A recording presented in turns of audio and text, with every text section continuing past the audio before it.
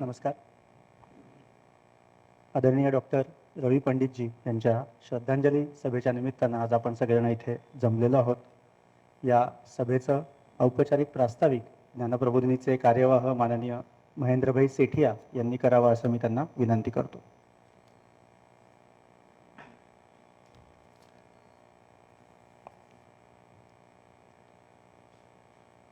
अत्यंत अनपेक्षित अशा एका कार्यक्रमासाठी आपण इथं जमलेलो आहोत.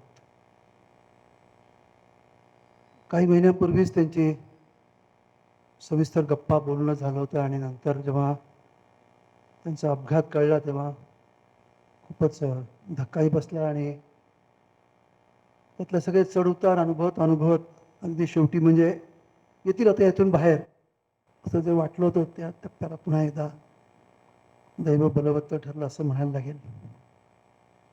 ज्ञानप्रबोधिनीचा आणि त्यांचा संपर्क हा 1989 मध्ये पालक म्हणून चिन्मय त्यावेळेला 5वी मध्ये प्रवेश करता झाला. नंतर प्राची ही या प्रशालेची विद्यार्थिनी म्हणून होती. स्वतः आई वडिलांच्या आग्रहाखातर CA गोल्ड मेडलिस्ट त्यांच्या फर्ममध्ये त्यांनी काम केल्यानंतर 1990च्या सुमारास त्यांच्या लक्षात आलं की या सगळ्या जागतिकीकरणाच्या ह्याच्यामध्ये तंत्रज्ञानावरती आपल्याला स्वार व्हायला पाहिजे आणि म्हणून त्या तंत्रज्ञानातलं शिक्षण घेऊन KPIT नावाची स्वतंत्र रचना त्यांनी उभी केली. जागतिक स्तरावरती ती सगळी त्यांनी नेली. ज्या वेळेला सामाजिक दायित्व किंवा CSR ही संकल्पनाही प्रत्यक्षात शासनानं मांडलेली नव्हती, अशा 2011च्या सुमारास KPITनं प्रबोधिनीच्या माध्यमातून छोटे सायंटिस्ट या प्रकल्पाला सुरुवात केली. त्याचं योगदान त्यांनी द्यायला सुरुवात केली. आज या प्रकल्पाला सुमारे 1,80,000 विद्यार्थ्यांच्या पर्यंत हा प्रकल्प पोहोचला आहे. यातलं फार मोठं योगदान त्यांचं आहे एवढं निश्चित. 2013च्या दुष्काळामध्ये पाणलोट क्षेत्र विकासाच्या सगळ्या कामामध्ये प्रबोधिनीनं झरे विकास, टाक्या बांधणं, छोट्या छोट्या वाड्या वस्त्यांमध्ये या सगळ्या पाण्याची सोय करणं याच्याही बाबतीमध्ये ते खूप सक्रियपणे आग्रहानं पाठीशी उभे होते.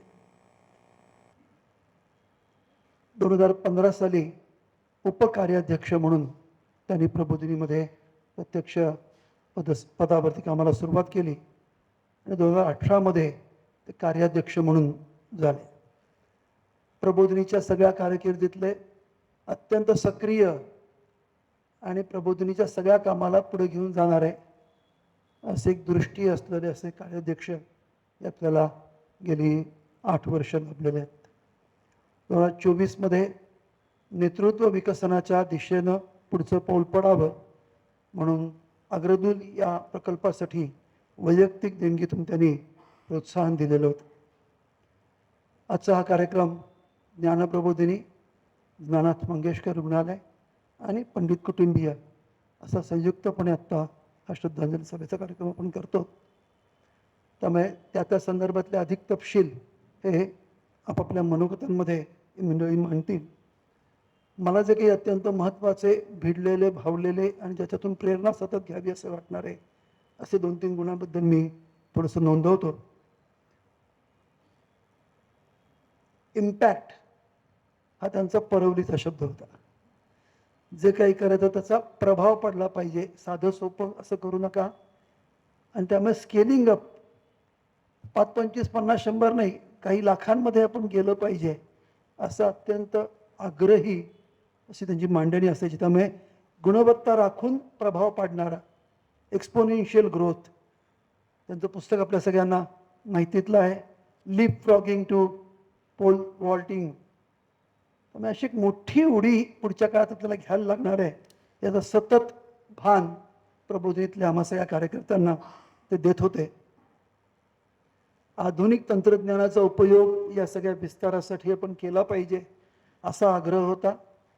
शालेय स्तरावरती छोटे सायंटिस्ट असेल, महाविद्यालयीन स्तरावरती KPIT स्पार्कल नावाची स्पर्धा असेल, ज्यात 600 कॉलेजेस भारतभरातली आणि 15-20 हजार युवक युवती सहभागी झालेले पासून ते KPIT शोध, स्टेम डायलॉग अशा विद्यार्थ्यांच्या मधलं उत्तमातलं उत्तम जे असेल ते बाहेर कसं काढायचं, त्याला हाक कशी मारायची, याचे सगळे प्रयोग, भविष्याचा सतत वेध घेणं आणि भविष्यावरती स्वार होणं, हे मला त्यांच्यातलं फार महत्त्वाचं असं वेगळं पण वाटतं. नवनवीन स्वप्न स्वतः पाहायची, त्याचा पाठपुरावा करायचा, हे अनेक जण करतात. पण ह्या स्वप्न इतरांना दाखवायची आणि इतरांनी अशी स्वप्न पाहिली पाहिजेत यासाठीचा आटापिटा करायचा, हे मला त्यांच्यातलं विशेष वेगळेपण वाटतं. मला आठवत आहे 2 वर्षापूर्वी जेव्हा कार्यवाह या पदाची जबाबदारी माझ्याकडे आली तेव्हा त्यांनी मला भेटल्यानंतर सांगितलं, पुढच्या 10 वर्षाचा प्लॅन मांडून मला पाठव. काय तुला पुढच्या 10 वर्षात व्हायला हवं असं वाटतंय. आणि अत्यंत गांभीर्याने त्यांनी त्याचा 2-3 वेळा पाठपुरावाही केला. मला वाटलं सहज बोलले असतील. आणि मग नंतर एक पानभराचं टिपून मी त्यांना पाठवलं. तर म्हणजे पुढचं पाहणारं, पुढचे काहीतरी स्वप्न रंगवणारं, इम्पॅक्ट घडणारं असं त्यांनी मला वाटतं की इथल्या अनेकांना प्रवृत्त केलं, प्रेरित केलं. 2 शब्द काही वेळेला वेगवेगळे वापरले जातात किंवा विरुद्ध आहेत असं वाटतं काही वेळेला. पण डेडिकेशन आणि डेलिगेशन या दोन्हीच्या बाबतीत मला असं वाटतं की त्यांना ते, कारण ज्याचं डेडिकेशन असतं तो सहसा डेलिगेशन करायला तयार होत नाही, कारण ती त्याची कल्पना असते, त्यामुळे त्याला ती स्वतःला फुलवायची असते, स्वतःला ती पुढे घेऊन जायची असते. पण एखादी कल्पना पुढे घेऊन जाणं आणि मग ती सोपवणं कोणावरती, आता तुझं आहे स्वप्न, तुझा पुढे घेऊन, हे मला खूप वेगळं आणि महत्त्वाचं वाटतं. गेल्या काही वर्षांमध्ये त्यांच्यातले जाणवलेले अन्य गुण म्हणजे अर्थातच छंदांची जोपासनामध्ये ट्रेकिंग असेल, पक्षी निरीक्षण असेल आणि इतरही अनेक. विज्ञानाच्या बाबतीमध्ये अधिक तपशील आपल्याला कळतीलच, पण टेक्नॉलॉजीच्या अनुषंगानं रोबोटिक्स सर्जरी असं डिपार्टमेंट त्यांनी त्यांच्या आग्रहाखातर तिथं सुरू करायला लावलं, ते सुरू झालं.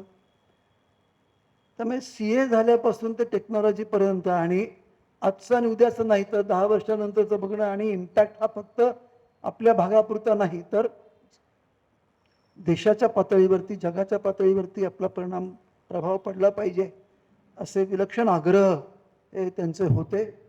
सामान्यातल्या सामान्य, छोट्यातल्या छोट्या तपशिलांपासून ते भव्य दिव्य अशी चित्र रंगवण्यापर्यंत अशी मोठी मजल त्यांच्या सगळ्या व्यक्तिमत्वामध्ये मला व्यक्तिशः जाणवली. आज आपण त्यांच्या या श्रद्धांजली सभेसाठी एकत्र जमलो. सुरुवातीला आपण गीतेतला श्लोक म्हणून त्यांना श्रद्धांजली वाहूयात. आपण सगळ्यांना विनंती, आपण या श्लोकासाठी उभं राहावं. श्लोकाची अर्धी ओळ सांगितली जाईल, आपण ती पाठोपाठ म्हणावी. श्लोक म्हटल्यानंतर आपण जागेवरती बसून घ्यावं. व्यासपीठावरील तिघांना मी विनंती करीन की त्यांनी रवीजींच्या प्रतिमेला पुष्प अर्पण करून मग जागेवर बसावं. मग त्याच्यानंतर पुढचा कार्यक्रम हा सुरू होईल. अर्धी ओळ सांगते आहे, माझ्या पाठोपाठ म्हणायचं आहे.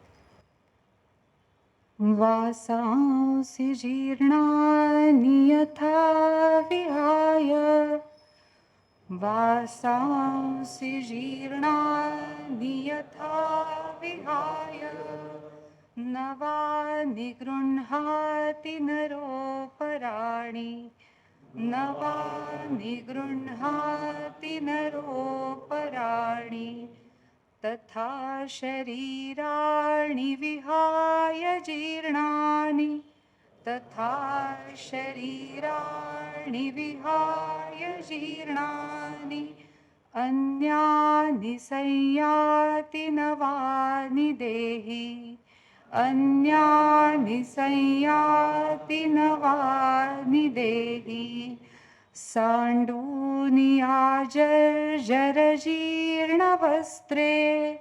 सांडूनि आजर्जरजीर्णवस्त्रे, मनुष्य घेतो दुसरी नवीन, मनुष्य घेतो दुसरी नवीन, तशीच टाकूनि जुनी शरीरे, तशीच टाकूनि जुनी शरीरे, आत्मा ही घेतो दुसरी निराळी, आत्मा ही घेतो दुसरी निराळी. बसून घ्या.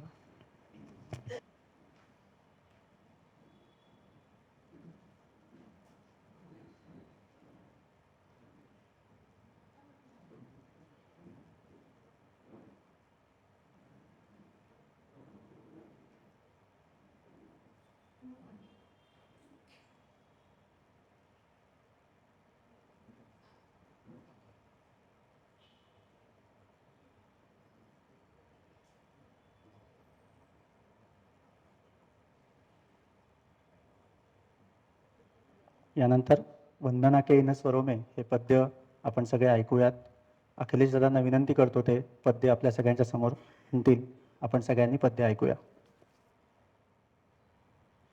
वंदना के इन स्वरों में एक स्वर मेरा मिला लो, एक स्वर मेरा मिला लो. श्रेष्ठ जीवन को न भूलो, राग में जब मस्त झूलो. श्रेष्ठ जीवन को न भूलो, राग में जब मस्त झूलो.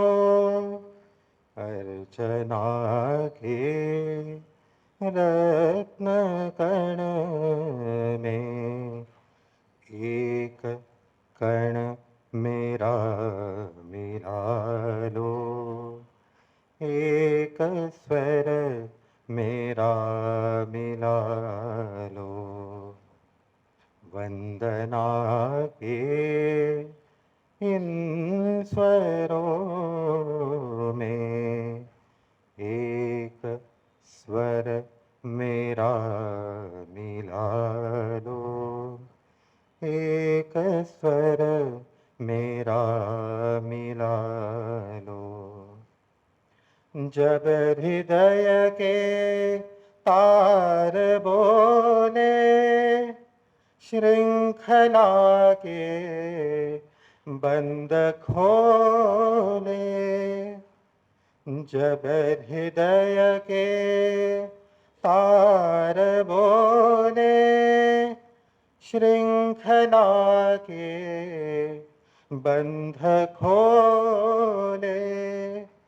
चढ़ रहे हैं शीश अगणित, एक सर मेरा चढ़ा लो, एक स्वर मेरा मिला लो. वंदना के इन स्वरों में एक स्वर मेरा मिला लो, एक स्वर मेरा मिला लो, एक स्वर मेरा मिला लो, एक स्वर मेरा मिला लो.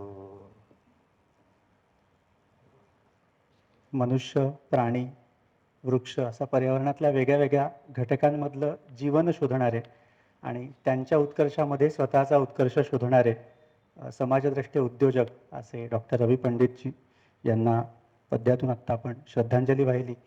आपल्यातीलच काही जण आता प्रातिनिधिक स्वरूपामध्ये त्या श्रद्धांजलीपर मनोगत अशी व्यक्त करणार आहेत. मी सगळ्यात सुरुवातीला ज्ञानप्रबोधिनीच्या ग्रामीण विकसनाच्या कामाची जबाबदारी घेतलेले माननीय विवेकदादा गिरेधारी यांना विनंती करतो.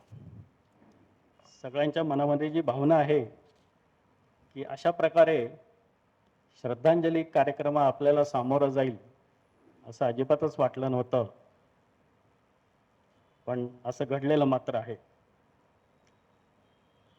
असं जरी असलं तरी हे जे दुर्लभ आणि दुर्मिळ व्यक्तिमत्व आहे, याला काहीतरी प्रसंगातून आपल्याला भेटता आलं, आपल्याला अनुभवता आलं, याचं फार मोठं भाग्य हे निश्चितपणे जाणून जातं. रवी सरांना खरं तर मी पहिल्यांदा बघितलं ते 17-18 वर्षापूर्वी वसंत व्याख्यानमालेच्या व्यासपीठावरती. मला उत्सुकता होती की एक उद्योग क्षेत्रातला माणूस वसंत व्याख्यानमालेच्या व्यासपीठावर कशा पद्धतीने मांडणी करतो, आणि काहीतरी भारतीय उद्योगांचं जागतिकीकरण किंवा भारतीय उद्योग आणि जागतिक परिस्थिती असा काहीतरी विषय होता. आणि सरांनी अत्यंत मुद्देसूद असं भाषण 30-35 मिनिटामध्ये त्यांचं भाषण हे संपलं. अत्यंत मुद्देसूद होतं.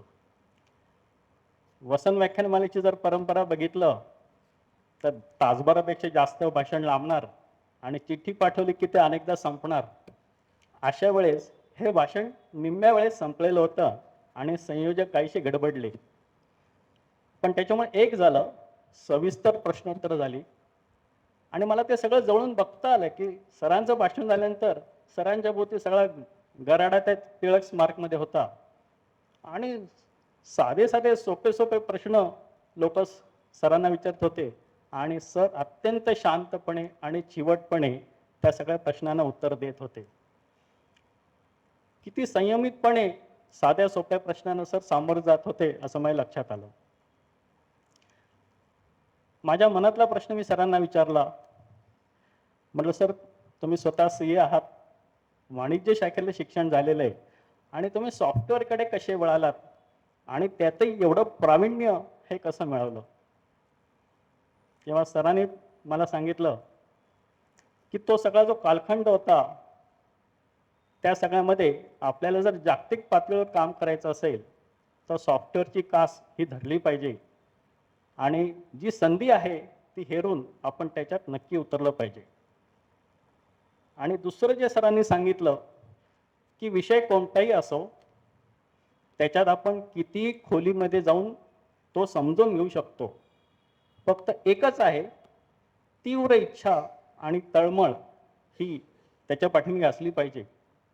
हे जे सरांचं उत्तर आहे त्याच्यातून आपल्याला सगळा उलगडा होतो की एक CA व्यक्ती हे वाहनांमधलं सॉफ्टवेअर आणि त्यातलं एक ग्लोबल लिडरशिप असलेलं कशा प्रकारे तयार करू शकतं हे आपल्याला त्याच्यातून लक्षात येतं. त्याच्यानंतर पुढे KPITशी CSRच्या माध्यमातून संबंध हा तुषारजी जोळकरांच्या माध्यमातून 2013 ते 14 या दरम्यान येण्यास सुरुवात झाली. सरांचा जो आग्रह होता की व्हॉलंटियर्स एंगेजमेंट तो खूप महत्त्वाचा वाटत होता आणि तोच आग्रह हा सगळा आपला प्रबोधिनीचा असल्यामुळे नुसतं व्हॉलंटियर एंगेजमेंट नाही, ग्रामस्थांचं सुद्धा त्याच्यात योगदान हे असलंच पाहिजे आहे. ते असेल तरच आपण काम करणार असं असल्यामुळे खूप चांगल्या पद्धतीने सुरुवातीच्या काही वर्षांमध्ये काम हे पुढे गेलं आणि आजपर्यंत खूप महत्त्वाचं योगदान हे पाणी विषयातलं प्रबोधिनीचं काम वाढण्यामध्ये हे राहिलेलं आहे. 2015-16च्या आसपास 2018 मध्ये मला वाटतं सर स्वतः निर्मलाताईंसह, ताईंना आठवत असेल, भोरमधल्या एका तालुक्यामध्ये सर आले होते. कामरे बुद्रुक हे गाव. आम्हाला सरांची वेळ मिळेल का, सर एवढा वेळ काढतील का असा सगळा प्रश्न होता. पण ते सगळं जुळून आलं आणि सर भरपूर वेळ काढून आलेले होते. कार्यक्रम झाला, गावामध्ये भोजनाची व्यवस्था होती, जेवण झालं आणि आम्हाला सहसा असा अनुभव होता किंवा अनेक अनुभव होते की पाहुणे हे आल्यासरशी निघून जातात, आल्या पावली निघून जातात. पण सर आणि ताई मात्र कार्यक्रम झाल्यानंतर, भोजनही झाल्यानंतर बराच वेळ ग्रामस्थांची गप्पा मारत बसले होते आणि तिथून असं लक्षात आलं की केवढं जिवंतपणाचं सरांचं नातं या सगळ्या या निसर्गाशी किंवा ग्रामीण भागाशी हे जोडलेलं आहे. या सगळ्यातून उत्सुकता जागृत झाली आणि अनेक जण सरांविषयी शोधत असतील, सध्या सर्च करत असतील. तसा मी पण गेले 2 दिवस यूट्यूबवरती बघत होतो की सरांविषयी काय काय आहे, काय काय मुलाखती आहेत आणि खूप चांगल्या मुलाखती या त्याच्यामध्ये आहेत आणि त्याच्यातून सरांचं व्यक्तिमत्व हे उलगडत गेलेलं आहे. कोणत्या मुशीतून हे व्यक्तिमत्व उलगडलं?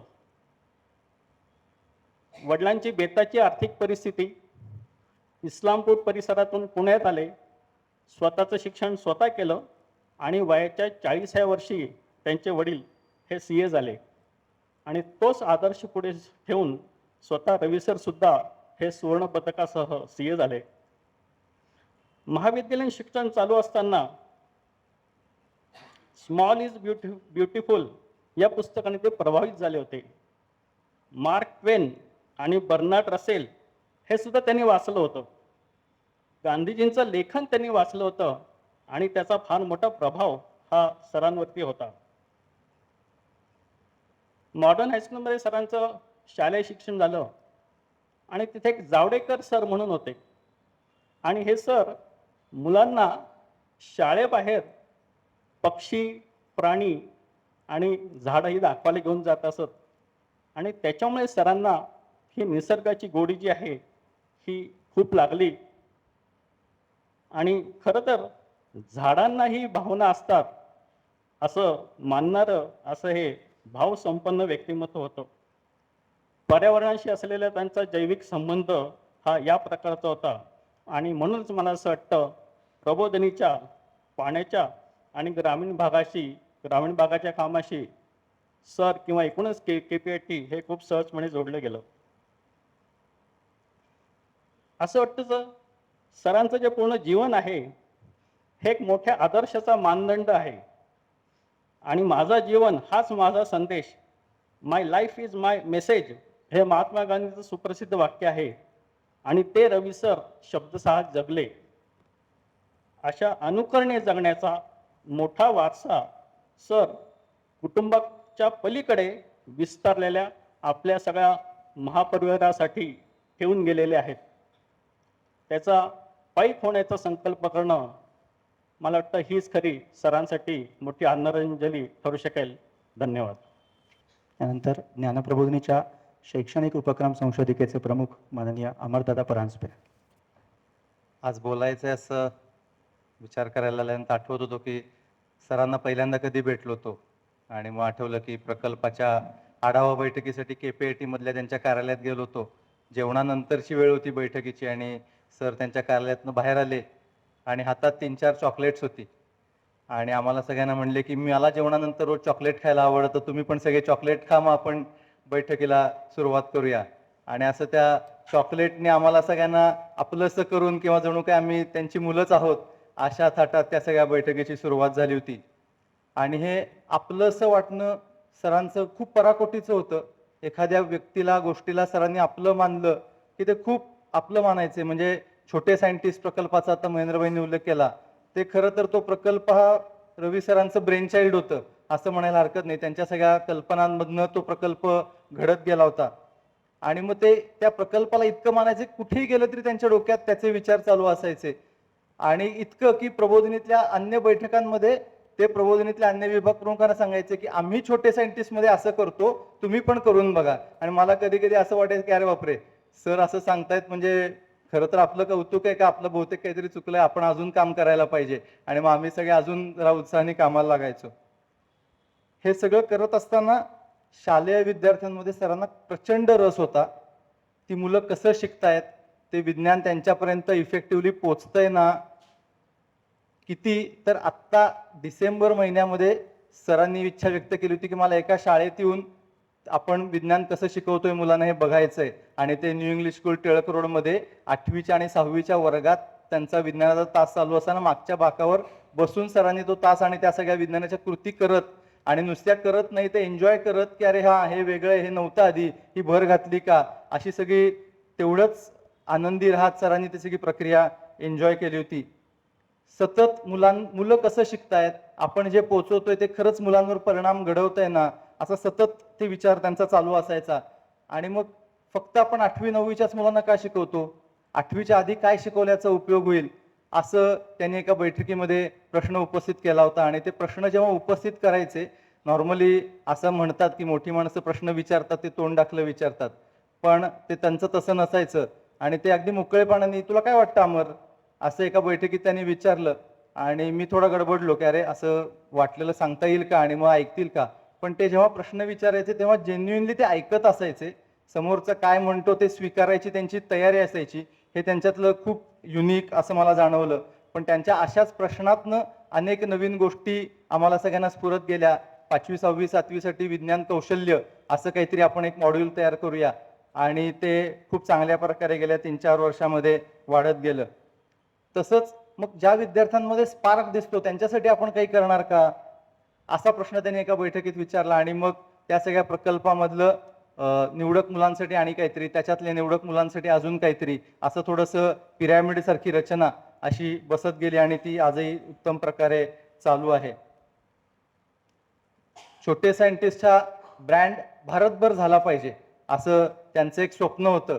आणि साधारण 20-21 साली कोविडचं सगळं वातावरण असताना त्यांनी असं एका बैठकीमध्ये विचारलं की आपण 1 लाख मुलांपर्यंत कधी पोहोचणार.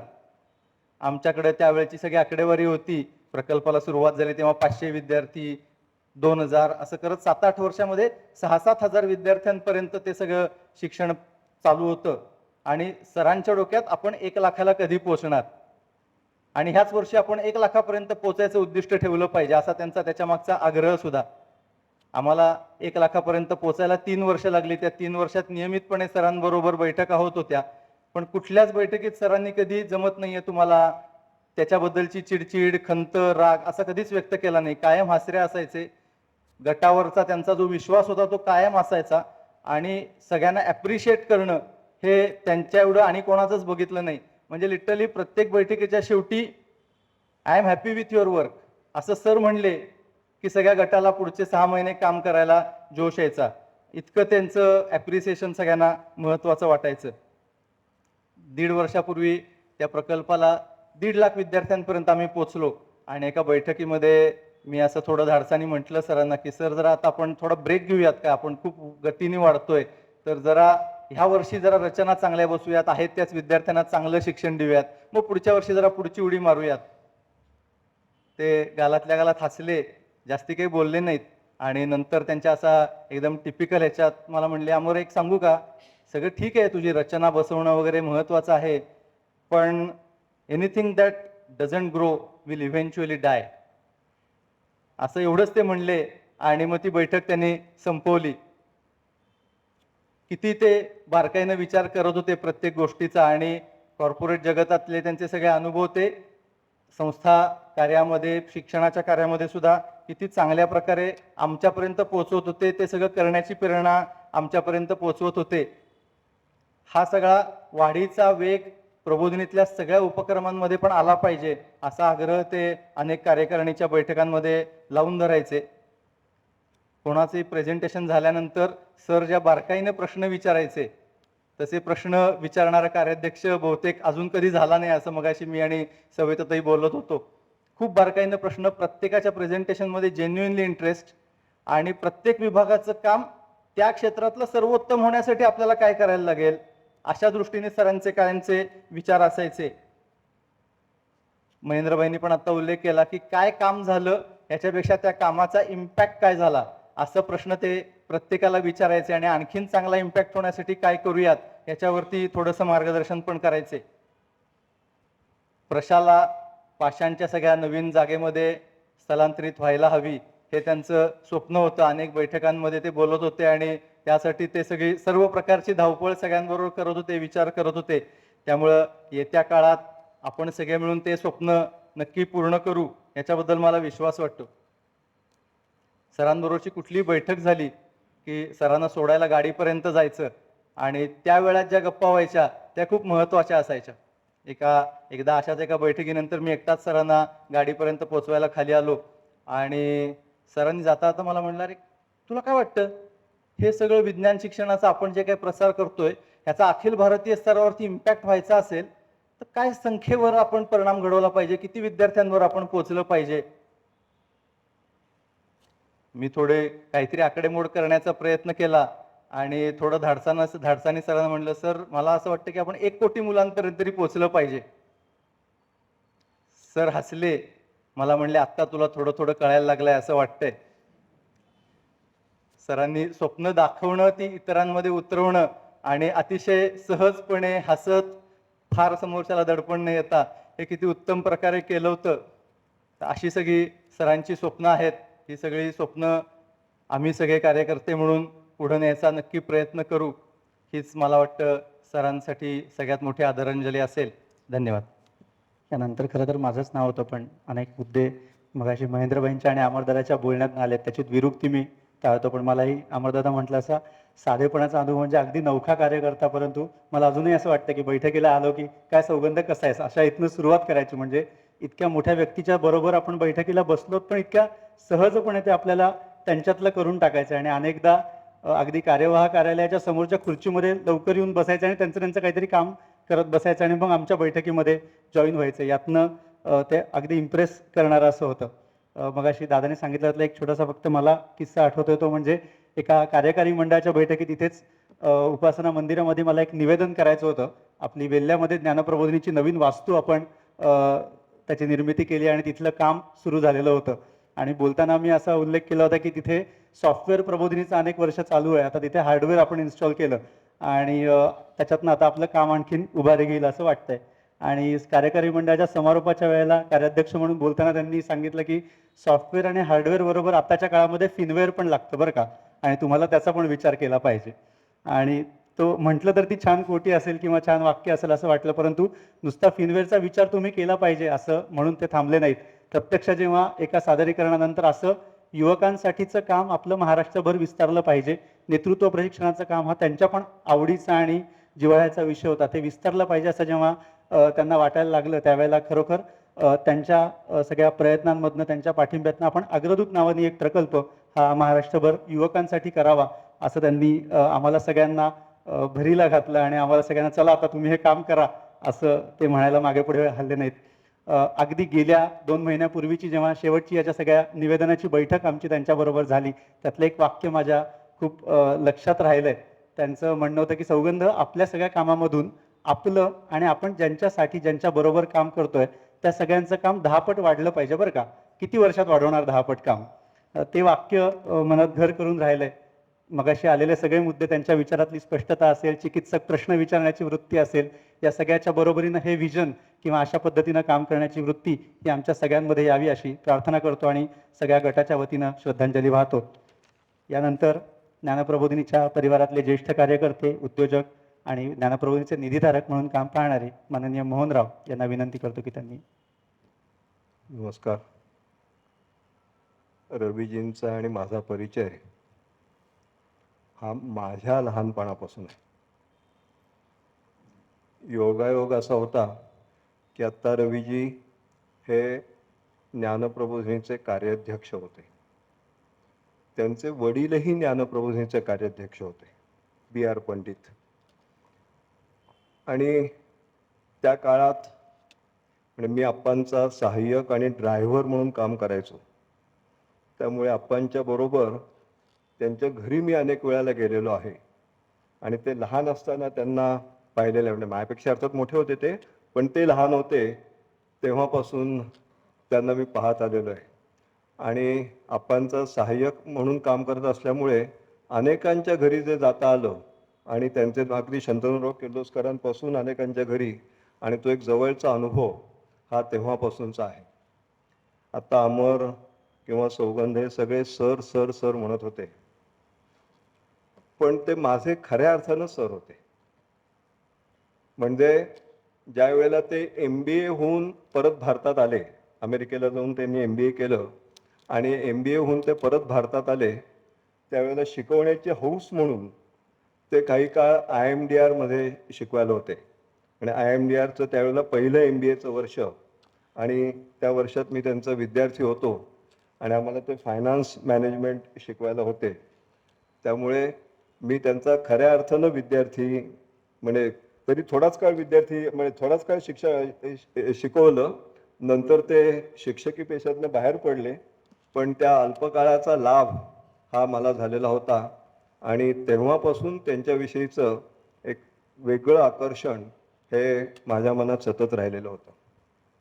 आमचाच एक विद्यार्थी ज्याला मी लहानपणापासून पाहिलेला आहे आणि ज्याच्या बरोबर राहिलेला हा किशोर नाही आहे आता.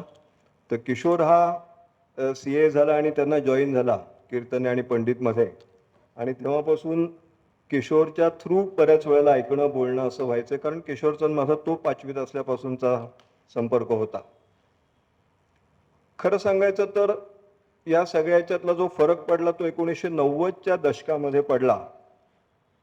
1950 पासून 1990 पर्यंत जो काळ होता, या सगळ्या काळामध्ये टाटा, बिर्ला, बजाज, फिरोजिया हे सगळे उद्योगपती आणि पैसेवाले आणि बाकी सगळी सामान्य जनता असं स्वरूप ह्या देशाचं होतं.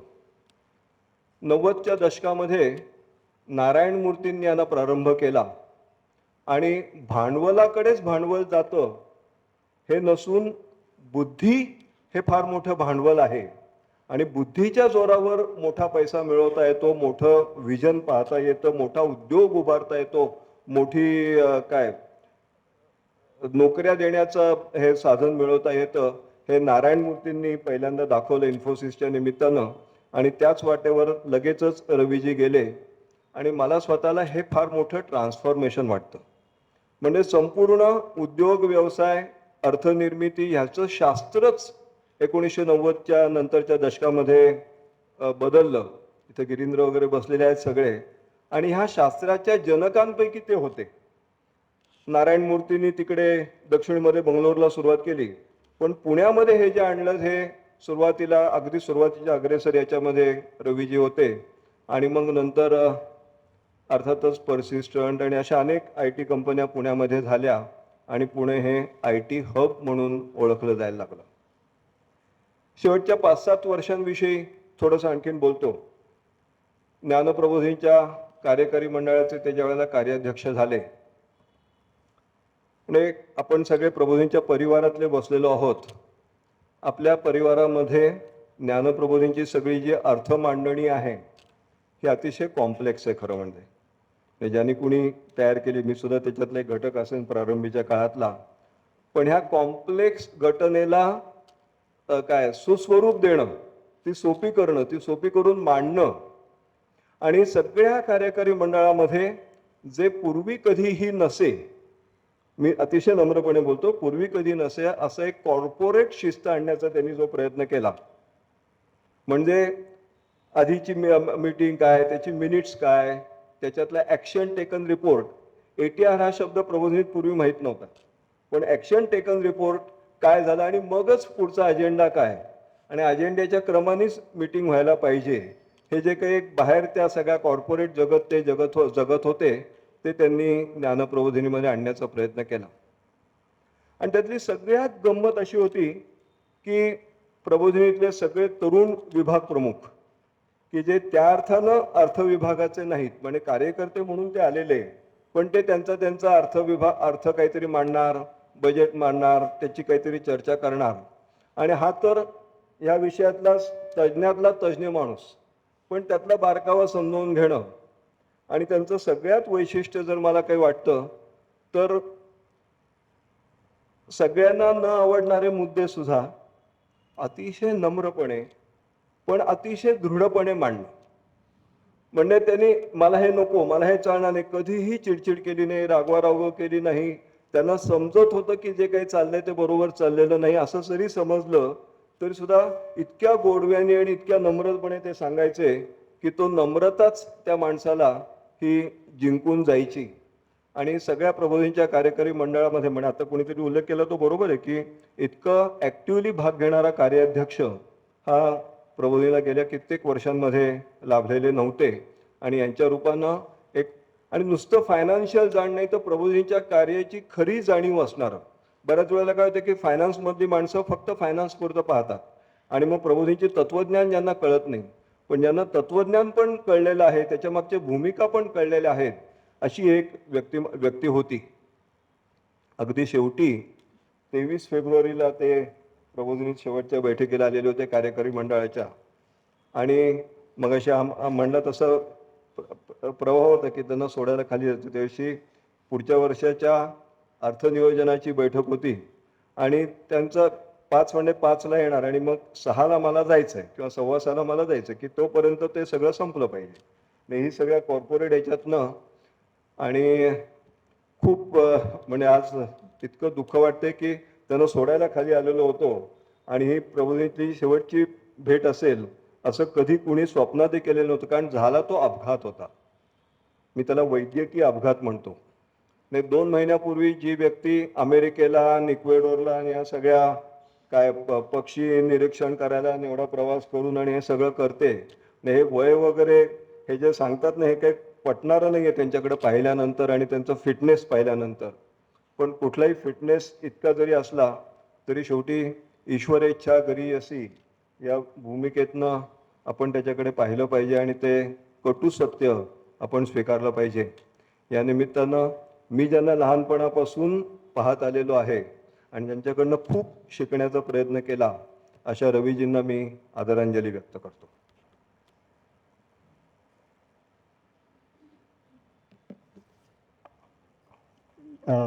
प्रबोधिनीच्या वेगळ्या सभांमध्ये कार्यक्रमांमध्ये माननीय रवीजींच्या अनेक वेळेला मांडणी मार्गदर्शन झालेलं होतं. त्याचं काही संकलन इथे केलेलं आहे. आपण सगळेजण ही फिल्म आत्ता बघूया.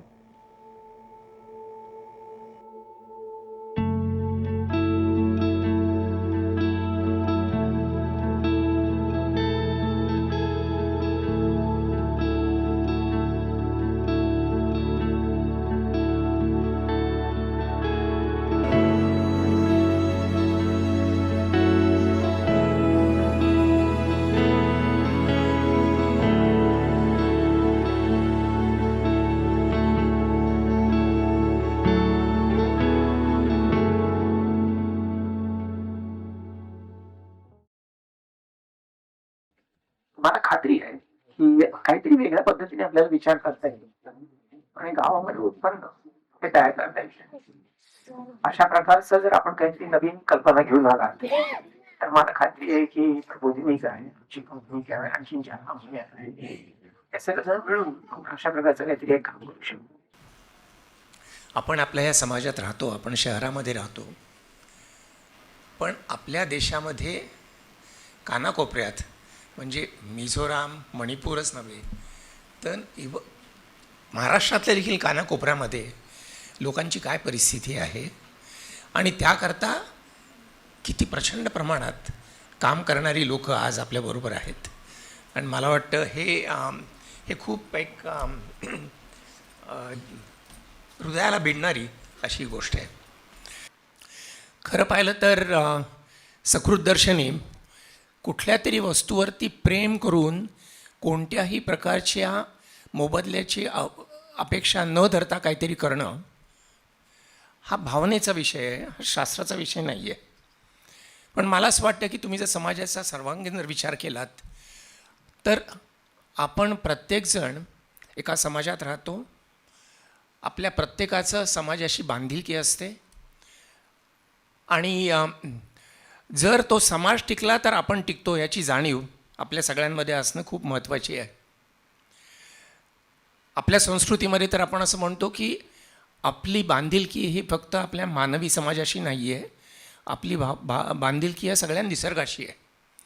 म्हणजे आपल्याकडे असणारी पशुपक्षी असोत, वनस्पती असोत, या सगळ्यांच्या करताची आपली बांधिलकी आहे. कारण ते जर जिवंत असतील तर आपण जिवंत असू, त्यांचा जर विकास होणार असेल तर आपला विकास होणार आहे. जसं माणसाला इतर लोकांच्याबद्दल प्रेम असणं आवश्यक आहे, माझ्या मते तसंच प्रत्येक माणसाला शास्त्रोक्त पद्धतीने विचार करणं हे अतिशय महत्त्वाचं आहे. कारण कधीकधी आपण श्रद्धा याच्यावरती फारच अवलंबून राहतो आणि व्यवस्थित विचार करत नाही. सायंटिफिक टेम्पर डेव्हलप केला तरच माझ्या मते देशाची प्रगती होऊ शकते. सायंटिफिक टेम्परमध्ये प्रत्येक गोष्टीला का असा प्रश्न विचारणं आणि त्याचं सखोल उत्तर शोधून काढणं हे फार महत्त्वाचं आहे. त्यामुळे एका बाजूनी सामाजिक बांधिलकी आणि दुसऱ्या बाजूनी सायंटिफिक टेम्पर या दोन गोष्टी माझ्या मते अत्यंत महत्त्वाच्या आहेत आणि त्यांनीच आपला समाज पुढे जाऊ शकेल. ज्या त्या सगळ्या इंटरॅक्शन्स होतात त्याच्यात मला एक प्रकर्षाने जाणवतं की ज्या तळमळीने तन्मयतेने आपण काम करतो ते खरंच अत्यंत स्तुत्य आहे असं मला वाटतं. आणखीन हे असंच चालत राहील याबद्दल मला खात्री आहे. हार्डवेअर आहे, सॉफ्टवेअर आहे, आणि the third one which is very important is finware. Financial हे त्या तिन्ही गोष्टीबद्दल आपल्याला काम करायचं आहे. मला खात्री आहे की पुढच्या 4 वर्षामध्ये आपण याच्यावर बरंच काम करू. आपला विस्तार झालेला हार्डवेअरमध्ये दिसेल आपल्याला. त्याच्याकरताचे जे सैन्य उभं करायचे, जे लोक गोळा करायची आहेत, कामं आपल्याला वाढवायची आहेत, ते देखील आपल्याला करायला पाहिजे. मला वाटतं की आपल्याला आता प्रत्येक विभागाला जशी आपल्याला जास्त जागा मिळणार आहे याची जाणीव झालेली आहे. आणि मला वाटतं प्रत्येक जणांनी आपला रुमाल टाकलाय की मला की मला आणखी एवढी पाहिजे, मला आणखी एवढी पाहिजे जागा. कार्याध्यक्ष नात्याने मी जरा विचारणार आहे प्रत्येकाला, जागा जास्त घेऊ पण तुम्ही आणखी काय करून दाखवणार ते सांगा. आणखीन ह्याकरता तुम्ही कुठल्या प्रकारचे नवीन उपक्रम घेताय, नवीन कुठल्या प्रकारची टीम तयार करताय आणि आपला जो काही ठसा आहे या देशावरती तो कसा वाढवत आहे हे आपल्याला दाखवायचं. बेसिक अपेक्षा माणूस बाळगतो. या आत जे केलेलं काम आहे हे पुढच्या कामांची एक पहिली पायरी आहे, शेवटची पायरी आहे, पहिली पायरी आहे. हे लक्षात घेऊन आपण काम करूया.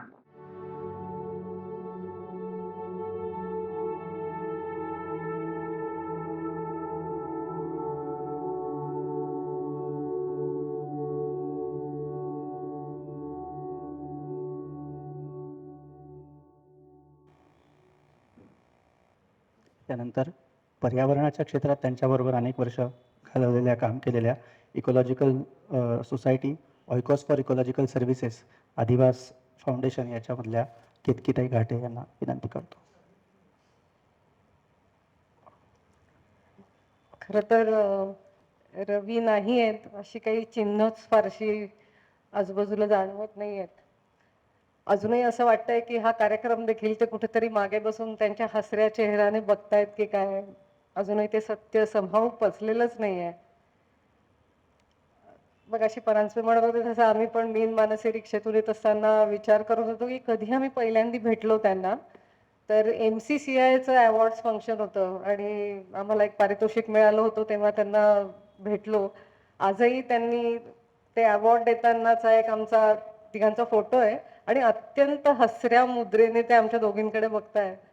अगदी लाडका असा तो क्षण होता आणि त्या क्षणी स्टेजवर असं काहीतरी थोडंसंच संभाषण झालं आणि त्याच्यातूनच एक असं काहीतरी जुळलं गेलं असं वाटलं. त्या कार्यक्रमानंतर त्यांनी आम्हाला मागे बोलवलं स्टेजवर आणि आमचं काम अत्यंत उत्सुकतेने समजून घेतलं. अगदी नवखे होतो खरं तर तेव्हा त्या क्षेत्रात आम्ही, आणि काही दिवसातच त्यांनी आम्हाला घरी बोलवलं आणि त्यांनी आणि निर्मलाताईंनी त्यांच्या बंगल्याभोवती जंगल तयार करण्याची कल्पना आम्हाला सांगितली आणि झालं. मग आमची नाळ तिथेच जुळली आणि मैत्रीची छानच सुरुवात झाली. त्या दोघांनी आम्हाला त्या आवारामध्ये जेवढी पण झाडं होती त्या प्रत्येकाची ओळख करून घेतली. कुठलं झाड आहे, कुठली जात आहे, त्याचं महत्त्व काय आहे, कुठली ॲड करता येतील ह्याची यादी त्यांनी स्वतः हाती तयार करून घेतली. आम्ही त्यांना म्हणत होतो नाही आम्ही तुम्हाला सगळं पाठवू, पण ते म्हणले नाही मी लिहून घेतो. तरी पण स्वतःच्या हाती त्यांनी सगळं लिहून घेतलं. ती झाडं आम्ही लावली आणि मग ती झाडं कशी वाढतायत हे बघण्यासाठी दर काही एका महिन्यांनी आम्ही हा सगळा एक्सरसाइज करत राहायचो. ते त्यांची डायरी घेऊन यायचे, प्रत्येकाची झाड कशी वाढ कशी झाली ते लिहून घ्यायचे आणि मग दरवेळी आम्हाला म्हणायचे नाही नाही तू म्हणलीस की आता जागा संपली पण ह्या कोपऱ्यात आहे जागा, इथे काहीतरी लावूया. असं करून करून तुम्ही जे पण लोक त्यांच्या घरी गेला असाल त्यांनी हे अनुभवलं असेल की खरोखर त्या भागातलं मूळचं ड्राय डेसिड्युअस जंगल तिथे परत तयार करण्याचा प्रयत्न केला आणि तो केवळ रवीच्या उत्साहामुळेच पार पडला असं मी म्हणेन. झाडांविषयी त्यांना खरोखर खूपच प्रेम होतं. कुठल्याही देशात गेले तर तिथे एखादं देखणं मोठं असं झाड बघितलं की त्याचा फोटो लगेच पाठवायचे आणि झाडांविषयी सतत बोलत राहिलो आम्ही. बरोबरीने थोडंसं इतर इकॉलॉजी विषयी पण बोलायचो आणि हे झाडांमध्ये गुंफलेलं आमचं नातं जसं पुढे जात होतं तसं कायमच वाटत होतं की त्यांनी इकॉलॉजिकल सोसायटीचा कोर्स करावा. पण असं एवढ्या अनुभवी व्यक्तीला सांगणार कसं, असं काही धारिष्ट्य होत नव्हतं. पण फायनली कधीतरी ती एक अशी वेळ आली आणि 2021 साली रवी आणि निर्मलाताई दोघांनी इकॉलॉजिकल सोसायटीच्या कोर्सला ॲडमिशन घेतली. ही आमच्यासाठी अत्यंत मोठी गोष्ट होती, अत्यंत भाग्याची गोष्ट होती. ते जेव्हा लेक्चरला बसायचे तेव्हा अत्यंत तन्मयतेने टिपणं काढत बसलेले असायचे. सो ते बघून असं वाटायचं की एवढा अनुभवी, एवढा अभ्यासू व्यक्ती ही अशा पद्धतीने एवढ्या तन्मयतेने ऐकतोय, हेच आम्हाला खूप शिकवून जाणारं होतं. भरपूर शिकलो. एखादाच प्रश्न विचारायचे, मोजकाच नेमका, पण आम्हाला विचार करायला भाग पाडायचे. त्यातून आम्ही खूप काही शिकलो. ते क्लासमध्ये असताना सगळ्या क्लासमधल्या सगळ्या पार्टिसिपंटशी जे काय मिळून मिसळून वागायचे. गेल्या बॅचला अगदी आत्ता ती आठवण ताजी आहे, की कोस्टल कॅम्पला आले होते मुरुडला आणि दरवेळी पंगत बसते कोकणात, आम्ही सगळ्या अंगणात जेवायला बसतो, तर आवर्जून सगळ्यांना आधी वाढायचे आणि मग जेवायला स्वतः बसायचे. सगळे अनेकच गोष्टी आहेत त्यांनी ज्या अशा व्हॅल्यूज आमच्याकडे पास ऑन केल्या आहेत, त्या अनपॅरलल आहेत. हे आम्ही प्रत्यक्ष त्यांच्याकडनं शिकलेलो आहे. इकॉलॉजिकल सोसायटीचा कोर्स च्यामध्ये ग्रासलँडमध्ये पण, आणि विनोदी स्वभाव होताच आहे. आपण त्याची झलकही थोडी बघितली. कायमच जोक्स करायचे.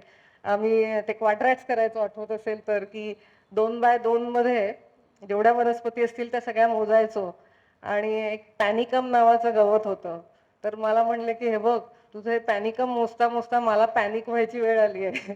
सो अशा फार खेळीमेळीत मिळून मिसळून असा त्यांनी छान इकॉलॉजिकल सोसायटीचा कोर्स पूर्ण केला आणि त्याच्यानंतर अनेकच गोष्टी केल्या. गुरुदास बरोबर त्यांनी centre for sustainable development Gokhale इन्स्टिट्यूटमध्ये सुरू करणं असो, किंवा प्रबोधिनीतल्या काही कार्यक्रमांमध्ये निसर्गविषयक काही गोष्टींचा ठळकपणे काय म्हणूया एक त्याला पुश देणं असो, अनेकच गोष्टी ते करतायत. खूप आठवणी आहेत त्यांच्या, किती सांगायच्या माहिती नाही. पण शेवटी त्यांना आदरांजली म्हणून मी बोरकरांची मदत घेणार आहे. बोरकरांनी जी कविता लिहिली ती त्यांच्यासारख्या व्यक्तींसाठी इतकी ऍप्ट आहे असं मला वाटतं. देखणे ते हात ज्यांना निर्मितीचे डोहळे, देखणे ते हात ज्यांना निर्मितीचे डोहळे, मंगलाने गंधलेले सुंदराचे सोहळे. देखणी ती जीवने जी तृप्तीची तीर्थोदके, देखणी ती जीवने जी तृप्तीची तीर्थोदके. खरंच त्यांच्याकडे बघूनच आता त्यांचे फोटो पण बघून अगदी कळतंय की जे काय गोष्टी ते करायचे ते ज्या एका तृप्तीने, ज्या एका समाधानाने करायचे, ते खरोखर परत एकदा हे आम्ही सगळे त्यांच्याकडनं शिकलेले धडे आहेत. देखणी ती जीवने जी तृप्तीची तीर्थोदके, चांदणे ज्यातून वाहे शुद्ध पाऱ्या सारखे. देखणा देहांत तो, देखणा देहांत तो, सागरी सूर्यास्तसा. देखणा देहांत तो, सागरी सूर्यास्तसा.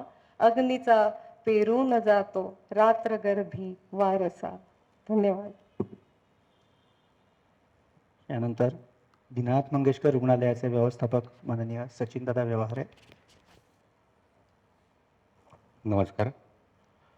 माझी आणि रवी पंडित सरांची पहिली भेट म्हणजे संजीवन रुग्णालयात झाली होती. ती एक साधी भेट होती, पण त्या भेटीतून सुरू झालेला परिचय पुढे एका प्रेरणादायी नात्यात परिवर्तित झाला. गेल्या काही वर्षात त्यांना जवळून पाहण्याची, त्यांच्या सहवासात राहण्याची आणि त्यांच्याकडून शिकण्याची संधी मला मिळाली. हे माझ्यासाठी खूप भाग्याचे होते. पंडित सर हे केवळ एक व्यक्तिमत्व नव्हते, तर ते एक विचार होते, एक प्रेरणा होते.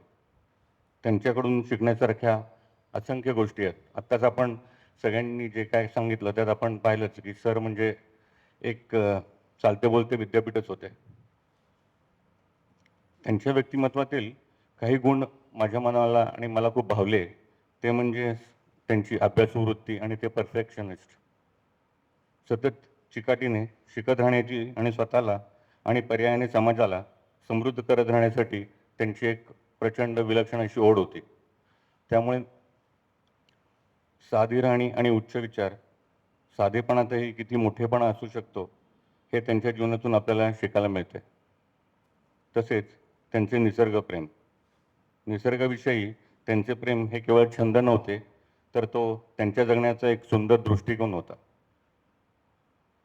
पंडित सरांचा सहवास म्हणजे केवळ काही क्षणांचा अनुभव नव्हता, तर तो जीवन समृद्ध करणारा असा प्रवास होता. त्यांच्या आठवणी, त्यांचे विचार आणि त्यांनी दिलेली शिकवण हे सदैव आमच्या मनात जिवंत राहील. नमस्कार. यानंतर उद्योजिका आणि पंडित कुटुंबियांच्या मित्रपरिवारातील सदस्य माननीय भैरवीताई घाटे.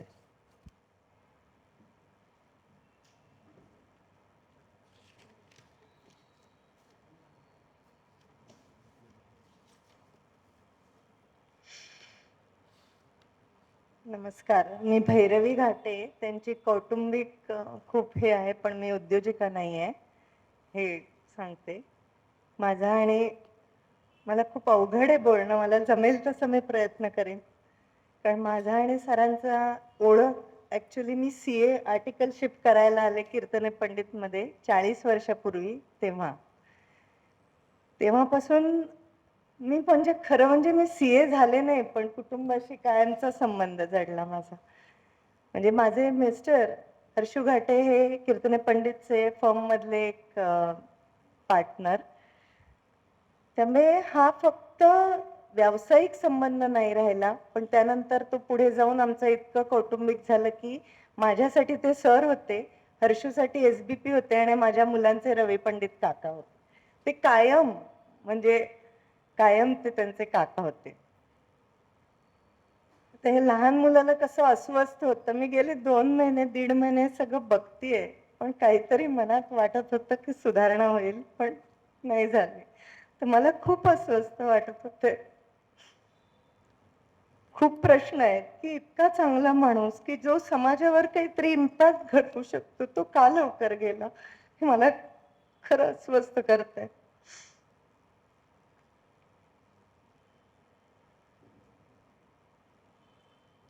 मी बास्केटबॉल खेळायचे. माझ्या खेळातल्या अचिव्हमेंट्स बद्दल त्यांना इतकं कौतुक होतं की मला कुठलाही अवॉर्ड मिळाला की कीर्तन पंडितच्या आमच्या फर्ममध्ये समोर ठेवलेला असायचा की सगळ्यांना दाखवायला की हिने काय केलं.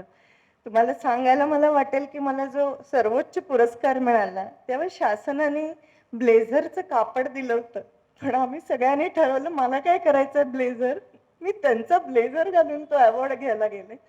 हे म्हणजे त्यावेळेचा तो काळ असा होता, लाज वाटत नव्हती या गोष्टींची आणि मी त्याला ते असं सगळं लावून शिवून घालून गेले आणि मला ते कधी विसरता येण्यासारखं नाहीये.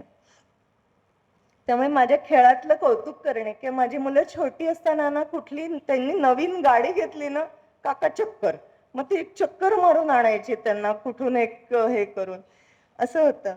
त्यानंतर माझ्या पावलाचं एक मोठं ऑपरेशन झालं.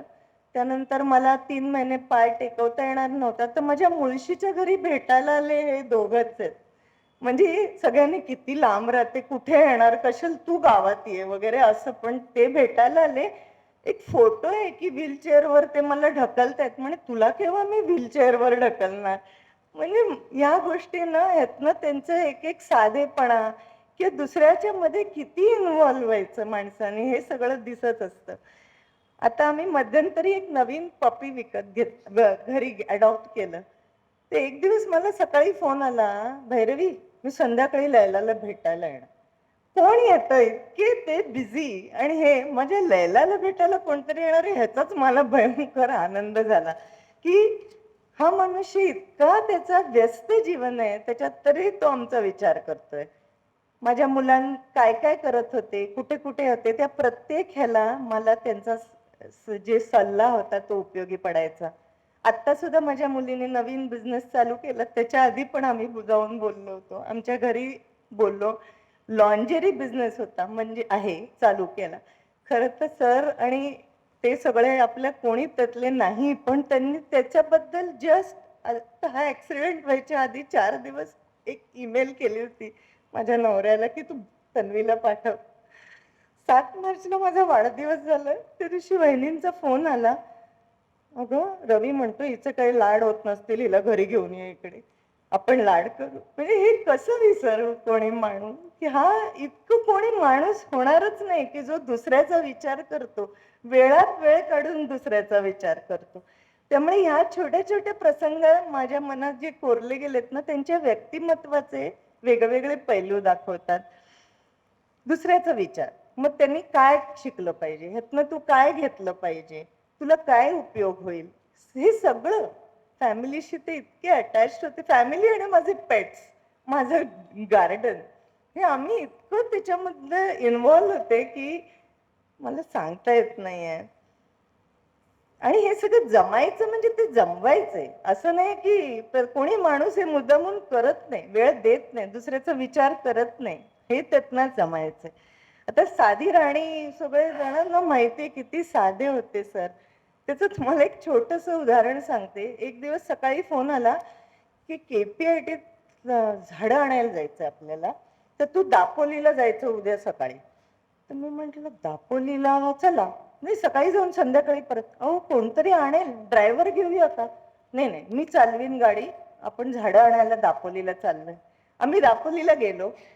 माझा नवरा म्हणे मी पण येतो, निम्म निम्म गाडी चालू. नाही नाही तू शेजारी बस.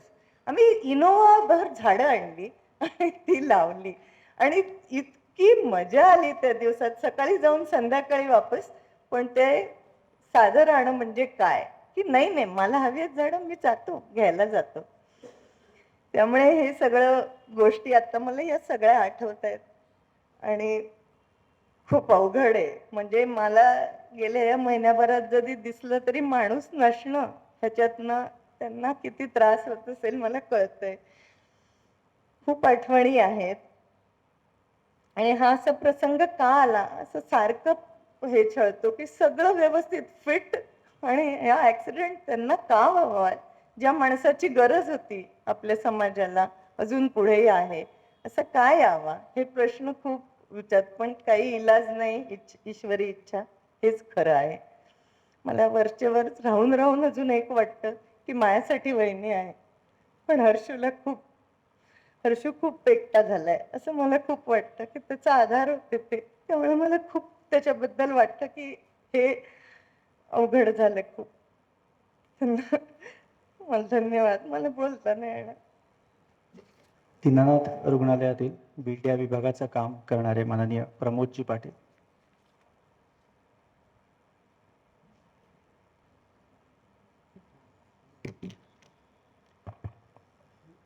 खरं तर या प्रसंगात इथे राहून बोलण्याचं माझं सामर्थ्य नाही आहे, पण खूप जवळचा मित्र गेल्यामुळे मी आज बोलतोय. माझी ह्या दोघांची पहिली भेट मला आठवते. सचिन व्यवहारांचा फोन आला की आपले 2 मित्र येत आहेत कन्सल्टेशनसाठी, तर तू भेट त्यांना. आणि हे दोघे आले आणि त्याच्यानंतर जे यांनी इतकी प्रश्नाची सरबत्ती पहिल्याच कन्सल्टेशनला सुरू केली, प्रोटीन्स किती खायचे, हे करायचे की नाही, हा व्यायाम करायचे की नाही, आम्ही हे करू की नको. आणि बराच वेळ ते कन्सल्टेशन चालल्यानंतर गेले. मी व्यवहारांना परत फोन केला, म्हटलं कोण 2 छोटी मुलं पाठवली होती तुम्ही? अगदी शाळेतल्या मुलांचा जितका एन्थुझियाझम असतो तेवढ्या एन्थुझियाझमनी हे दोघं लहान मुलांसारखे समोर बसले होते आणि धडाधड प्रश्न. त्याच्यानंतर आमच्या इतक्या चर्चा आरोग्य विषयावरती झाल्या की मला वाटतं आम्ही तो विषय पूर्ण एकदाचा संपवला. आणि त्याच्यानंतर आमची यात्रा जी सुरू झाली ती फक्त आणि फक्त निसर्गाची होती. आणि मला शेवटची भेट आठवते रवी पंडित सरांनी जेव्हा ते ऍडमिट होते आणि समोर ब्लँक वॉल होती, तर डॉक्टर केळकर म्हणाले की समोर ब्लँक वॉल नको अशा माणसाच्या, तू जाऊन आपले रंगीबेरंगी पक्षाचे फोटो आहेत आपल्याकडे ते काढ आणि त्यांच्या समोर ती संपूर्ण भिंत पक्षांनी भरव. तर आम्ही जाऊन 2 वे टेप घेऊन तिथे ती पूर्ण भिंत पक्षांच्या फोटोनी भरवली आणि ते इतके खुश झाले. आणि मला आठवते शेवटचा स्माईल त्यांचा, ते म्हटले असते. तर इतका तो माणूस निसर्गात रमवणारा होता. आणि एकदम साधा, नांदोशीला जे आपण नवीन जागा घेतली तिथे हॉस्पिटल करतो, तिथे आम्ही मॉचच्या व्हिजिटसाठी काही वेळा जाण्याचा योग आला. तर रात्री 1-2 वाजेपर्यंत हे उभे राहायचे ते किडे बघायला, फोटो काढायला मोबाईलमध्ये. आणि माझ्यावर काही मित्र असायचे 22-23 वर्षांचे, त्यांच्या सगळ्या प्रश्नांची उत्तरं ते अगदी द्यायचे. आणि प्रश्न एकदम साधे असायचे, आयुष्याबद्दलचे, करिअर कसं निवडायचं. मी म्हणायचो तुम्ही त्यांना त्रास देऊ नका, तो माणूस दिवसभर काम करून रात्री 2 वाजेपर्यंत आपल्या तिकडे जंगलात थांबणार आहे आणि स्वतः रात्री काही खायचं नाहीत पण आमच्यासाठी काहीतरी खायला घेऊन मॅडम पाठवायच्या त्यांच्याबरोबर. तर इतकं त्यांनी ते विचार करायचं की आपण चाललोय, 2-4 मुलं असणार आपल्याबरोबर, त्यांच्यासाठी काहीतरी खायला घेऊन जावं. हे एवढं साधेपण आहे त्यांचं. आणि हे एक टोक आहे. आणि दुसरं इकॉनॉमिस्ट आणि इकोलॉजिस्ट म्हणून एक मोठं टोक आहे. इकोलॉजिकल सोसायटी पुढे किंवा इकॉस बरोबर काम करताना जे दर्शन त्यांचं झालंय ते प्रचंड प्रगाढ आहे. त्यांची काही छोटी छोटी वाक्य मी तुम्हाला वाचून दाखवतो, ही त्यांनी स्वतः बोललेलीच आहेत. तर त्यांना असं विचारलं की होप काय आहे, ह्युमॅनिटीची होप काय आहे नेचर कॉन्झर्वेशन मध्ये. तर ते काय बोललेले आहेत, globally the human population is going down in all countries. This is a nightmare for economist and this is a great news for ecologist. I am very happy. Ultimately how much burden you can put on mother earth. आणि he was a strong बिलिव्हर की western philosophy आणि eastern फिलॉसॉफीमध्ये मोठा difference आहे. Western philosophy ही निसर्गाचा घात करून त्याचं economics करणारी आहे आणि ईस्टर्न फिलॉसॉफी प्राण्यांना किंवा पक्ष्यांना किंवा झाडांना देव मानणारी आहे. आणि या कल्चरल इथोजला जर आपण परत रिव्हाइव्ह करू शकलो तर भारतातला निसर्ग वाचेल, असं त्यांचं मत होतं. हा खूप चांगला दृष्टिकोन आहे.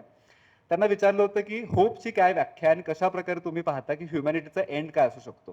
ते असे बोललेले आहेत, when the populations are in control, when the conscious is more directed, when the people are most sensitive, as the level of education goes up, the need for things can come down. Journey of humanity is like a river right now. It is going through a turbulence. But in the future, maybe down the line, it will become calmer and peaceful. आणि ते काय म्हणायचे, by nature I am an optimist, of course we have an individual like Trump. तर ते असा joke पण करायचे की मी फार आशावादी आहे, पण ट्रम्प पण आहे, विसरू नका. आणि प्रचंड जिवंतपणे जगणारा माणूस आहे. आमचं जे कीटकांचं काम चाललंय त्यांना त्यांनी सगळ्या हाताने मदत केली आहे. इकोलॉजीतर्फे आम्ही त्याचं आता काम पूर्ण करतोय. आणि एक झेन स्टोरी सांगून मी थांबतोय. एक झांगझी नावाचा झेन मास्टर होता. तो सकाळी उठला आणि रडायला लागला. मग त्याचे सगळे शिष्य आले आणि म्हटले की तू का रडतोयस. तो म्हटलं की मला एक स्वप्न पडलं. तो म्हटलं काय स्वप्न होतं. तर तो म्हणतो की स्वप्नामध्ये मी फुलपाखरू झालो. मग तो म्हणतो ठीक आहे ना, स्वप्न पडलं, तू फुलपाखरू झालास, तू नाहीयेस फुलपाखरू, मग तू रडतोयस का. तर ते म्हटलं की जर माझ्या स्वप्नात मी फुलपाखरू होत असेल तर आज जे मी काही जगतोय ते कुठल्या फुलपाखरूचं स्वप्न नसेल कशावरून. तर आम्ही आता त्याच्यावरती एक मॉथवरती पुस्तक लिहितोय, पतंगांवरती. आणि ते पुस्तक आमच्या या फुलपाखराला जो स्वप्नासारखा आला,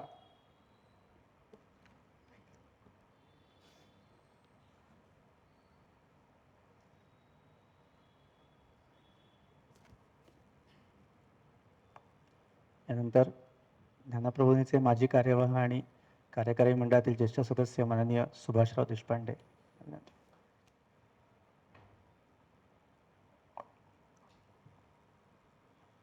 रवीजी जेव्हा MITतलं शिक्षण संपवून पुण्यात परत आले तेव्हा प्रबोधिनी परिचयाची जी बैठक झाली होती त्या बैठकीत उपस्थित राहण्याचं भाग्य मला होतं.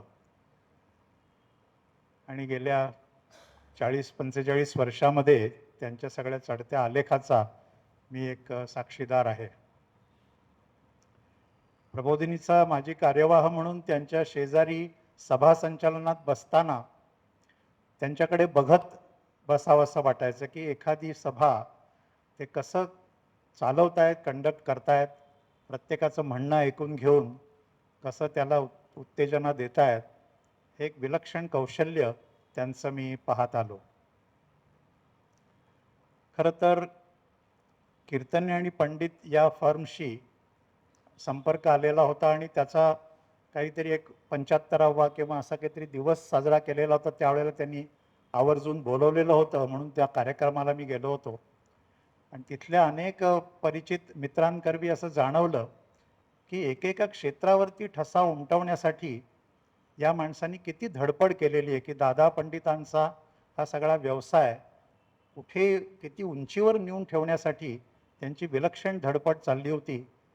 आणि आज ज्याला आपण जगातले मोठे कन्सल्टंट्स म्हणतो अशांच्या मालिकेत जाऊन बसण्याची या फर्मची तयारी ही रवीजींनी ही चालवलेली होती. या सगळ्या त्यांच्या वाटचालीमध्ये टेक्नॉलॉजीकडे ते जे वळले ते माझ्या दृष्टीने एक मोठं आश्चर्य होतं. मला आप्पांच्या स्वभावाची, आप्पा पेंडसे यांच्या स्वभावाची आणि त्यांच्या स्वभावाची खूप आठवण होते आणि एकत्रित तुलना करावीशी वाटते की अशक्य असं काहीतरी असेल तर ते करायला घ्या, त्यातच आयुष्यामध्ये मजा आहे करण्यामध्ये, असं आप्पांचं एक नेहमी म्हणणं असायचं.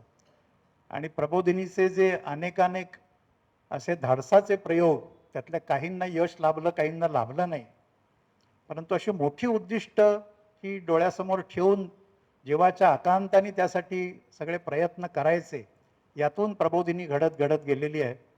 मला वाटतं ही जी की प्रक्रिया प्रबोधिनीत चालू आहे त्याची अतिशय सखोल जाण रवीजींना होती. आणि त्यामुळे प्रबोधिनीत माणसं घडली पाहिजेत, प्रबोधिनीचा हा सगळा इम्पॅक्ट वाढला पाहिजे.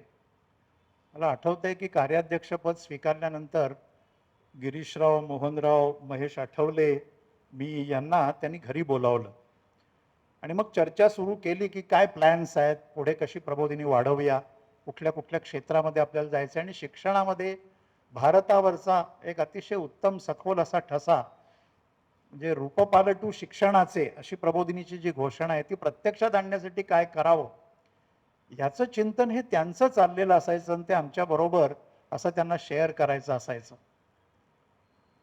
एका कार्यक्रमात दरवर्षी काही ना काहीतरी ज्या ज्या सामाजिक संस्थांशी त्यांचा परिचय होता त्यांना ते घरी बोलवायचे सगळ्यांना आणि कसं संमेलन असायचं.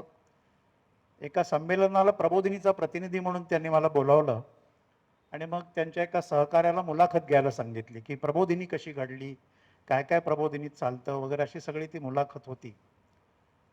आणि मग त्यांनी ते सगळं आखलेलं होतं की ते motivating intelligence for social cause हे जे काही आहे आणि ते सगळं प्रबोधिनीत कसं चालतं हे तुम्ही परिचितांना सगळ्यांना सांगा. इतकी त्यांनी ती मांडणी आणि सगळी ती रचना उत्तम केलेली होती की त्या कार्यक्रमाचा ठसा माझ्यावरती अजूनही आहे. खूपच अनेक प्रसंगांमध्ये मगाशी ज्या भोर तालुक्यातल्या कामराच्या टाकीच्या उद्घाटनाला ते आले होते तोही प्रसंग अजून आठवतो. आणि पाण्यासाठी आणि वृक्षासाठी जेव्हा त्यांच्या 75चा कार्यक्रम KPIT झाला आणि त्यांचं जे नवीन विशिष्ट प्रकारचं छान असं सभागृह ते सगळ्यांना दाखवत होते आणि ते म्हणले यानंतर महत्त्वाचा कार्यक्रम आहे तो वृक्षारोपणाचा आहे. आणि अनेक समाजातले मोठे मोठे धुरीण मंडळी तिथे आली होती आणि महेंद्रभाई आणि मी आम्हालाही त्यांनी म्हणजे तुम्ही इथे वृक्षारोपण करायचं आहे आणि हा सगळा डोंगर बघा आम्ही कसा फुलवलेला आहे आणि पाषाणचा सगळा विषय निघाल्यानंतर कोणत्या जातीचा बांबू आणि आम्ही तो सगळा KPITच्या मागच्या आवारात कसा वाढवलेला आहे याचं सगळं ते रसभरीत वर्णनच करायला लागले.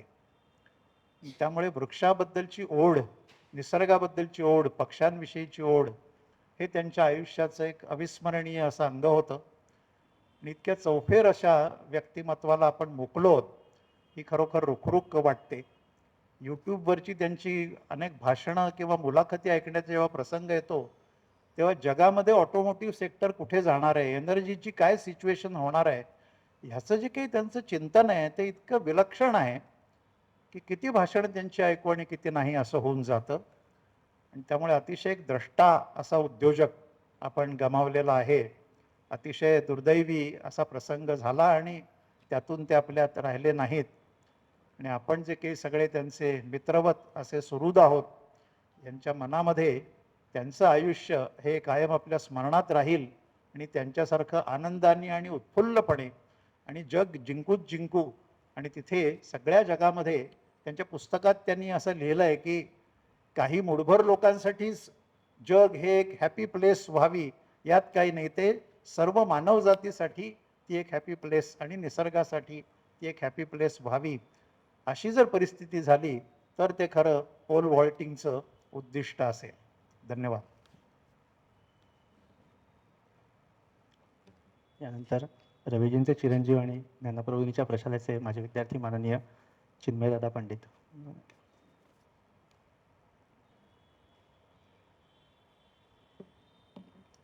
नमस्कार. खूप वेगळ्या गोष्टी ऐकायला मिळाल्या. माझ्याबरोबर माझे खूप घरचे मंडळी आले आहेत आणि त्यांच्यासाठी या खूप नवीन गोष्टी आहेत. So thank you very much for sharing all of this. मी जेव्हा बाबाला कुठल्या कुठल्या गोष्टींमधनं आनंद मिळाला याचा विचार करतो तेव्हा ही संस्था दीनानाथ मंगेशकरकडे जे होत आहे ते केतकी मानसी तुम्ही करताय ते खूप मोठे आहे. त्यातलं त्याला तुमच्या सगळ्यांच्या कामामधनं खूप आनंद मिळाला. खूप लोक त्याच्याकडे यायची की तुम्ही आमच्या संस्थेत काम करा, आम्हाला मदत करा, आमच्या डिरेक्टर म्हणून या. 99% लोकांना तो नाही म्हणून सांगायचा.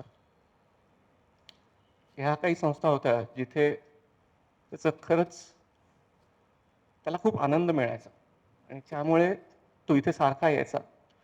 आणि दुसरं मला एक लक्षात आलं की फक्त मी आणि प्राचीलाच फार त्रास नाही दिला, तुम्हाला पण खूप त्रास दिला. सो आपण सगळे यात एकत्र होतो हे बरं आहे. मी एकटा, आम्ही दोघं एकटे नव्हतो त्यात. मला 2 गोष्टी नेहमी जाणवतात बाबाच्या. एक म्हणजे प्रचंड चिकाटी, कधीही कुठलीही गोष्ट सोडायची नाही आणि काय फरक पडत नाही किती अवघड आहे.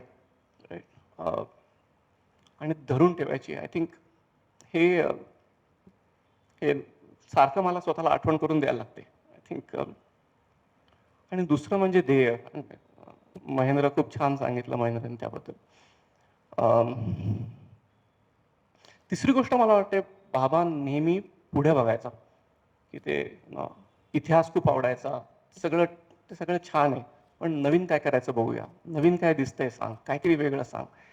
आय थिंक आपल्या सगळ्यांना तसाच विचार केला पाहिजे.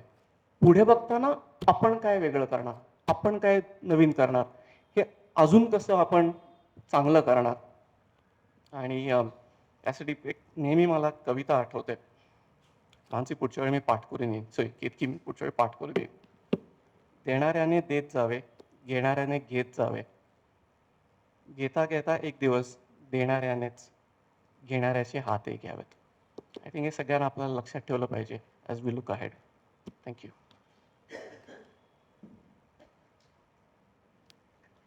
त्यानंतर दीनानाथ मंगेशकर रुग्णालयाचे वैद्यकीय संचालक आणि रवीजींचे मित्र माननीय धनंजय केळकर सर.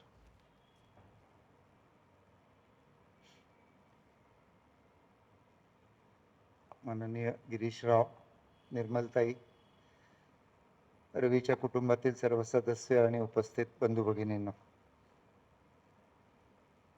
मला आणि निर्मलताईंना दोघांनाही शोकसभा हा शब्द अजिबात पसंत नाही. आणि त्याचं काही कारण आहे. मला असं वाटतं की आपण आज जमलोय ते सेलिब्रेशन ऑफ रवीज लाईफ याच्याकरता जमलोय. एक अतिशय उत्कृष्ट माणूस आपल्यामध्ये राहिला, आपल्याबरोबर मैत्री होती, आपल्याला समृद्ध करून गेला. याचा शोक करण्याचं कारणच काय? कारण मला असं वाटतं की किती वर्ष जगलं तरी माणसाचं समाधान होत नाही हो. आज डेव्हिड ॲटनबरो 100 वर्षाचे झाले. तुम्हाला माहीत, म्हणजे आपण नेचर संबंधी मी जास्त बोलणार आहे. तर आज डेव्हिड ॲटनबरो 100 वर्षाचे झाले. समाधान थोडीच होत आहे. परग्रहावरचं काहीतरी सांगायची त्यांची इच्छा अजून शिल्लक आहे. त्यामुळं माणसाच्या आयुष्याला असं काही एक एंड पॉईंट नाही की ज्यावेळी आपण समाधानाने देवाकडे जायला तयार हो. आणि भैरवीताईंना हेही सांगतो मी की चांगल्या लोकांनाच देव लवकर घेऊन जातो. आपले बरेच भारतातले राजकारणी बघितले तर हे तुमच्या लक्षात येईल. तर असं काही त्याचा नियम नाही की कुठल्या वयाला कोणी गेलं पाहिजे, पण आपलं काम पूर्ण करून गेलं पाहिजे यात काही शंका नाही. आणि ते काम आपण चांगलं पूर्ण केलं का याचा लेखाजोगा प्रत्येक माणसाने आयुष्यात जाऊन द्यायलाच लागतो. चित्रगुप्ताकडे गेलं की पहिला तर लेखाजोगाच आहे आपला, की आम्ही काय केलं आणि काय केलं नाही. आणि रवीने भरपूर केलं, दोन्ही हाताने उधळून केलं. म्हणजे रवीच्या आयुष्यामध्ये त्यांनी काही मागे अशी अतृप्त इच्छा ठेवलेली नाही आहे शिल्लक. त्याला करायच्या खूप गोष्टी होत्या. त्यांनी पुढच्या 25 वर्षाचा प्रवास मांडलेला होता, पण 75 वर्षात खूप काही केलेलं होतं आणि ॲक्च्युली समृद्ध आयुष्य होतं. आणि नेहमी अशी नावं ठेवताना मला फार टेन्शन येतं की पंडित नाव आहे तर हुशार पाहिजे. पंडित नावाला हुशार नसलं तर प्रॉब्लेम. पण रवी म्हणजे कायम पहिला येणारा गोल्ड मेडलिस्ट. मग रवी नाव म्हणजे तेवढा तेजस्वी किंवा तेवढं लोकांना ऊर्जा देणारा पाहिजे. तर हे पण एक धोक्याची, म्हणजे चैतन्य नाव, विद्युत नाव, म्हणजे माझ्या बादशाचं नाव आहे. तर आम्हाला लहानपणी खूप टेन्शन यायचं की बादशाला चैतन्य म्हणायचं का नाही किंवा बादशीला विद्युत म्हणायचं का, पण ते झाले नशिबाने नावासारखे. तसं रवी आणि निर्मल हे नावासारखे त्यांच्या आयुष्यामध्ये सगळ्यांना मदत करणारे, त्यांच्या ह्याच्यासारखे फार चांगले लोक, विलक्षण लोक होते. आणि रवी, किशोर पाटील आणि मी आम्ही एका काळामध्ये ह्या टेक्नॉलॉजीच्या मोडवर होतो. ही 1984 सालची गोष्ट आहे. माझं MBBS झालेलं होतं आणि मी MS करायला सुरुवात करणार होतो. त्यावेळेला 1 वर्षाचा मी कोर्स केला. डिबेस नावाची लँग्वेज होती, त्यावेळी एकच लँग्वेज होती. त्यावेळी कॉम्प्युटरच्या नवीन लँग्वेजेस आलेल्या नव्हत्या आणि पहिले कॉम्प्युटर मुंबईमध्ये आले होते, पुण्यात कॉम्प्युटर नव्हते. त्यावेळेला पुण्यामध्ये क्लासेसमध्ये कॉम्प्युटर आले आणि मी डिबेसचा 1 वर्षाचा कोर्स केला. मला डिबेसचं काय, तुम्ही आता हल्ली त्याला अल्गोरिदम किंवा लॉजिक म्हणता, ते लिहिता यायचं. आणि त्यावेळेला माझ्यासमोर 2 चॉईसेस होते की डॉक्टर राहायचं आणि सर्जरी करायची किंवा IT मध्ये जायचं आणि सॉफ्टवेअरची कंपनी काढायची. आणि रवीने बरोबर चॉईस केला किंवा किशोरने, आणि मी बरोबर चुकीचा चॉईस केला. म्हणजे एवढाच आमच्यातला फरक आहे की मला शास्त्रातलं खूप जास्त कळत असेल, मला कॉम्प्युटरमधलं खूप जास्त कळत असेल, पण मला व्यवसायातलं कधी काही कळलं नाही. आणि त्या दोघं जण काही कॉम्प्युटर या व्यवसायातले नव्हते. किंवा इव्हन शास्त्र या व्यवसायातले नव्हते, पण त्यांनी ही गोष्ट आज कुठल्या कुठे नेऊन ठेवली. तर हा आपल्या आयुष्यातला एक चॉईसचा भाग आहे. रवी आणि किशोर आमचे अतिशय जवळचे मित्र. त्यांनी खरंच म्हणजे पुणे शहराला मराठी उद्योजक आणि पार्टनरशिप टिकणे सोपी गोष्ट नाही आहे.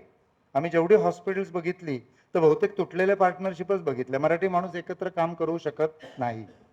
पण रवी, किशोर आणि KPITनी मराठी उद्योग जगतात आपला असा विशिष्ट ठसा उमटवला. आणि हे सगळं केल्यानंतर म्हणजे रवी श्रीमंत आहे किंवा किशोर श्रीमंत आहे मला कधी कळलंच नाही आयुष्यामध्ये. कारण मी इतक्या पूर्वीपासून लहानपणापासून त्यांना ओळखतो की ते आपल्या घरातले सदस्य असल्यासारखंच मी त्यांना बघितलं. त्यामुळे रवींनी पहिल्यांदा जेव्हा रोबोटसाठी डोनेशन दिलं तेव्हा मला कळलं की रवी श्रीमंत आणि डोनेशन देऊ शकतो. तोपर्यंत आपला मित्र आहे आणि आपण घरी म्हणजे ॲक्च्युली रवीने आम्हाला श्रीमंत करायपेक्षा आम्ही त्याला गरीब केलं. म्हणजे आम्ही इतक्या ठिकाणी मी किती आयुष्यामध्ये किती ठिकाणी फिरलो तुम्हाला सांगू शकत नाही. पण सगळ्या ठिकाणी आमचे हॉटेलची रूम असायची 2000 रुपये पर डे आणि मी आणि रवी रूम पार्टनर. आणि रवीने जर ठरवलं असतं तर तिथं प्रत्येक ज्या ठिकाणी राहतो तिथं सगळीकडे 5 स्टार हॉटेल होती. पण रवी कधीच म्हणला नाही की मला 5 स्टार हॉटेलमध्ये राहायचंय किंवा मला बिझनेस किंवा फर्स्ट क्लासनी जायचंय.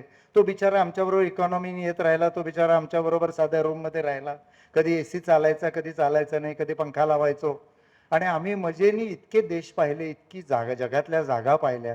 नागालँडला गेलो, अरुणाचलला गेलो, आसामला गेलो, महानंदा म्हणून एक वाईल्ड लाईफ सँक्च्युरी बेंगॉलमध्ये तिथे गेलो, अर्जेंटिनाला गेलो, चिलीला गेलो, ब्राझीलला गेलो, इक्वेडॉरला गेलो, चायनाला गेलो, पापुआ न्यू गिनीला गेलो. कुठे गेलो नाही अशी जागाच आम्ही शिल्लक ठेवली नाही. आणि त्या सगळ्या ठिकाणी रवी बिचारा आमच्याबरोबर गरीब होऊन राहायचा. त्याने कधीच त्याच्या पैशाचं आम्हाला कधी दर्शन होण्यासारखं त्याचे भयंकर साधा माणूस होता. आणि तो साधा असण्याचं मुख्य कारण म्हणजे त्याची बायको भयंकर साधी होती. निर्मलताई ही UN मध्ये काम केलेली PhD झालेली एक मोठी बाई आहे. पण त्या दीनानाथ म्हणजे डुला म्हणून काम करतात. तर मी त्यांना विचारलं डुला म्हणजे तुम्ही करता काय. तर अमेरिकेमध्ये अशी कन्सेप्ट आहे की एका प्रेग्नंट गर्भवती स्त्रीला एका मैत्रिणीची आणि थोड्याशा मार्गदर्शकाची गरज असते. आणि डुला म्हणून काम केल्यानंतर ती मार्गदर्शिका त्या गर्भारबाईची मदत करते. आणि ह्या कोणासाठी तरी सामोसा घेऊन ये, शिरा घेऊन ये, अशा गोष्टी त्या बाईला माहिती नसेल की आपल्यासाठी कोण आणतंय. कारण ह्या सांगणार नाहीत आणि ती विचारणार नाही. ती आपल्या स्वतःच्या प्रेग्नन्सीच्या ह्याच्यामध्ये घडलेली आहे. तर हे विलक्षण लोक आहेत. आणि मला असं वाटतं की ज्या कोणाची बायको साधी असते तो नवरा नक्की साधा आणि चांगला होतो. ह्यात तर काही शंका मनात बाळगायला नको. रवीला ह्याच्याबद्दल फार प्रेम होतं, पृथ्वी आणि एकूण नेचर ह्याच्याबद्दल. त्याचे काही गोष्टी आता बोलल्या गेल्या, मी त्यातले काहीच रिपीट न करता सांगतो की मुलांनी शाळेमध्ये प्लास्टिक वापरू नये म्हणून त्यांनी प्रचंड काम केलेलं आहे. पुण्यातल्या जवळजवळ 100पेक्षा अधिक शाळांमध्ये मुलांनी प्लास्टिकचे डबे आणू नयेत, प्लास्टिकच्या बाटल्या आणू नयेत, प्लास्टिकमध्ये रॅप करून अन्न आणू नये म्हणून रवींनी प्रचंड प्रयत्न केलेले आहेत. आणि त्याला एवढं निसर्गासंबंधी प्रेम होतं की आम्ही खूप वेळा पक्ष्यांचे तर फोटो, प्राण्यांचे फोटो काढायचोच, पण आम्ही झाडांचे आणि पानांचे विलक्षण रवीला अट्रॅक्शन होतं पानांविषयी. पानांचे जे शेप्स आहेत तो त्याच्यामध्ये एक ईश्वरी याचा अद्भुत चमत्कार आहे म्हणून. कारण इतकी विविध रंगाची पानं, त्याचे शेप्स वेगवेगळे, त्याचे रंग वेगवेगळे. तर आम्ही खूप फोटो काढत बसायचो पानांचे.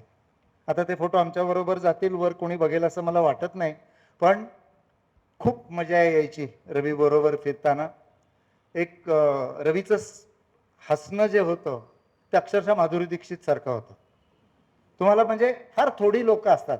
आता चिन्मय पण स्वीट आहे, पण चिन्मय तेवढा हसत नाही. प्राची सुंदर दिसते पण हसत नाही. फक्त रवी आणि निर्मलताई हसतात.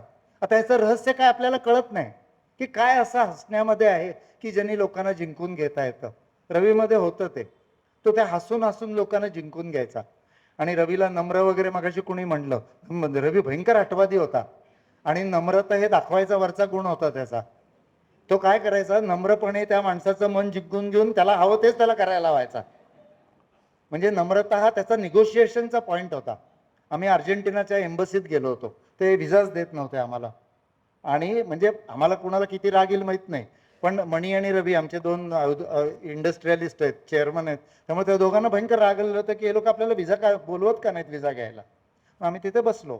पहिली एक बाई बाहेर आली अर्जेंटिनन एम्बसीमधली आणि त्याने आम्ही एक सगळे मोठे लोक म्हणजे रवी मणी मोठे लोक, आम्ही बरोबर गरीब डॉक्टर्स, तिने धडाधड पहिले आम्हाला शिव्या दिल्या येऊन की तुम्ही लोक ओळख काढून घुसलाच कसे एम्बसीमध्ये, आमची अजून मागचीच कामं चालू आहेत, तुम्हाला असं घुसताना लाज नाही का वाटत वगैरे. आम्ही आपलं बरं बाबा आता जास्त काही बोलायला नको, नाही तर विजा नाकारतील म्हणून गप्प बसलो. मग तिथे एक अर्जेंटिनियन मुलगा आला, तो काहीतरी खेळत होता कुत्र्याबरोबर. रवी गेला त्याच्याशी आणि रवीने त्याच्याशी आपण ह्युमन टू ह्युमन पद्धतीने संपर्क साधू म्हणून त्याशी संपर्क साधला आणि म्हणलं की हे बघा तुम्ही एक ह्युमन बिईंग आहात अर्जेंटिनातले, मी एक भारतातला ह्युमन बिईंग आहे, आपण एकमेकांची मदत केली पाहिजे नाही का. आणि ते एक 5-10 मिनिटं बोलले आणि तो माणूस आत गेला आणि त्याने आम्हाला एम्बसीच्या माणसाने आत बोलवलं. तेच जर आमचा मणी असता तर तोही दुसरा इंडस्ट्रियलिस्ट आहे, तोही चेअरमन आहे, तर त्याने आधी त्या माणसाला 2-4 शिव्या घेतल्या असत्या की अर्जेंटिनियन लोक काय त्याची इकॉनॉमी, खरं तर आम्हीच अर्जेंटिनाची मदत करू शकतो. पण पण रवीमध्ये हे नव्हतं. रवीमध्ये त्याचं हास्य, त्याची नम्रता आणि त्याला हवं असणारी गोष्ट करून घेणे हा त्याचा एक निगोसिएशनचा आणि याचा एक स्वभावाचा एक भाग होता आणि हे नॅचरल होतं. म्हणजे रवीला मी खरंच कधी रडका पाहिलेला नाहीये. जेव्हा रवी ICU मध्ये ऍडमिट होता, 60 दिवस व्हेंटिलेटरवर होता रवी, आणि 60 दिवस व्हेंटिलेटरवर असताना जेव्हा ते पक्षी आणि नातवंडांचे फोटो लावले तर त्याने हसून थँक्यू म्हटलं. फार थोड्या लोकांमध्ये अशा प्रकारची एक, मला असं वाटतं की नैसर्गिक अकृत्रिम आणि एक कृतज्ञता आणि चांगली समाजाच्या प्रती वृत्ती असते. आयुष्यामध्ये आपल्या जगण्याचा उद्देश काय याचं उत्तर जगात आजवर कोणाला मिळालेलं नाही. शांता शेळकेंनी आपल्या आईला विचारलं की आई जगण्याचा उद्देश काय, तर शांता शेळकेंच्या आईने शांता शेळकेंनी सांगितलं की जगण्याचा अर्थ असा काही नसतो, आपण लावावा तसा असतो. आता आपण काय लावायचा, आपल्याला फ्रीडम, आपण काय अर्थ लावायचा. पण मी असं म्हणेन की एक अर्थ जो सगळ्यांनी जगमान्य केलेला आहे तो आहे की आपण पृथ्वी आलो त्यापेक्षा अधिक समृद्ध करून जायची. मी आलो तेव्हा पृथ्वी एक्स असेल, तर मी जाईन तेव्हा पृथ्वी माझ्यापेक्षा जरा बेटर असली पाहिजे. मी जेव्हा आलो त्यापेक्षा जाताना बेटर करून गेलो पाहिजे. आणि रवी सही असंच जगला. त्यांनी शिक्षणामध्ये, इकॉलॉजीमध्ये, इंडस्ट्रीमध्ये, मराठी उद्योजकांमध्ये, कुटुंबामध्ये, मित्रांमध्ये, त्यांनी सगळ्यांमध्ये समृद्धी निर्माण केली. आणि ही समृद्धी जे कोणी मागे सोडून जातात त्या लोकांचं आयुष्यभर स्मरण आणि ते अमर असतात लोक. त्यामुळे रवी गेलाय आणि रवीची शोकसभा हे डोक्यातनं पहिलं काढून टाका.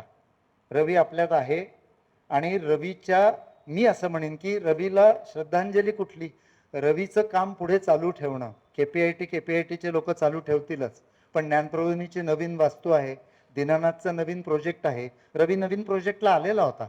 एक फोटो तिथे जो लावलेला आहे तो नवीन प्रोजेक्टच्या त्या गच्चीवर उभा राहूनचा फोटो आहे आमचा. आणि रवीला मुंबईचं हॉस्पिटल, आपण मुंबईला 1000 बेडचं हॉस्पिटल पुढच्या मेमध्ये सुरू करतोय. रवीची भयंकर इच्छा होती की मुंबईच्या आणि तिथे काही पैशाची गरज नाहीये, डोनेशन नकोय, पण रवीला भयंकर इच्छा होती की मुंबईत चांगलं हॉस्पिटल चाललं पाहिजे म्हणून. आणि ती रवीची अपूर्ण इच्छा आहे. पण ते हॉस्पिटल चांगलं चालणं, नांदोशीचं प्रोजेक्ट चांगलं चालणं, ही खरी रवीची पुढची कार्याची पावती आहे. मी एक छोटीशी कविता वाचून दाखवणार आहे, स्वातीने केली आहे, हिंदीमधली आहे. अफसोस जताने भी पलभर नहीं रुकता समय का पहिया, तुम अब नहीं हो पर उसी रफ्तार से चल रही है दुनिया. बैठेगा कोई उसी कुर्सी पर पहन के ओहदा तुम्हारा लिबास की तरह, पर कौन पहन सकता है वो मुस्कुराहट जो खिलती थी तुम पर उजास की तरह.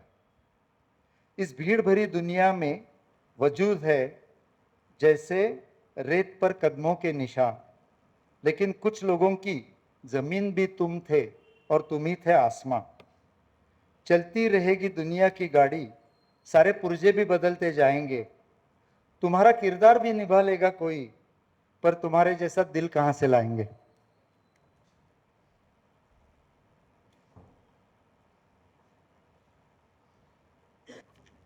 यानंतर मी निर्मलाताईंना विनंती करतो की त्यांनी त्यांचं मनोगत मांडावं.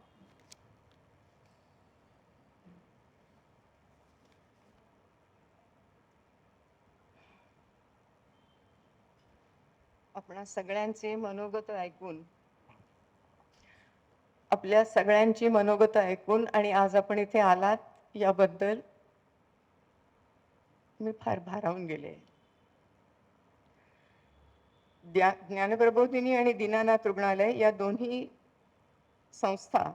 संस्थांविषयी रवीच्या मनात नेहमीच प्रेम, जिव्हाळा आणि आदर होता.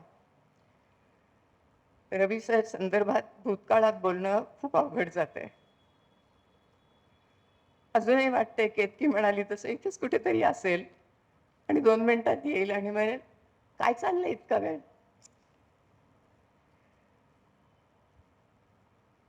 या दोन्ही संस्थांच्या बद्दल रवीला प्रेम वाटायचं कारण खूप साधं आणि सोपं आहे. या दोन्ही संस्थांची बैठक ही नैतिकता, सचोटी आणि पारदर्शकतेवर बेतलेली आहे.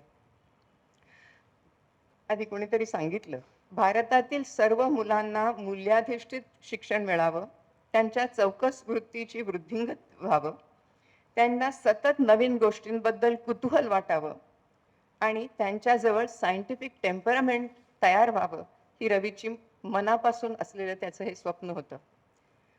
आणि हे स्वप्न त्याला ज्ञानप्रबोधिनीच्या सहकार्याने बऱ्याच काही प्रमाणात पुढे नेता आलं.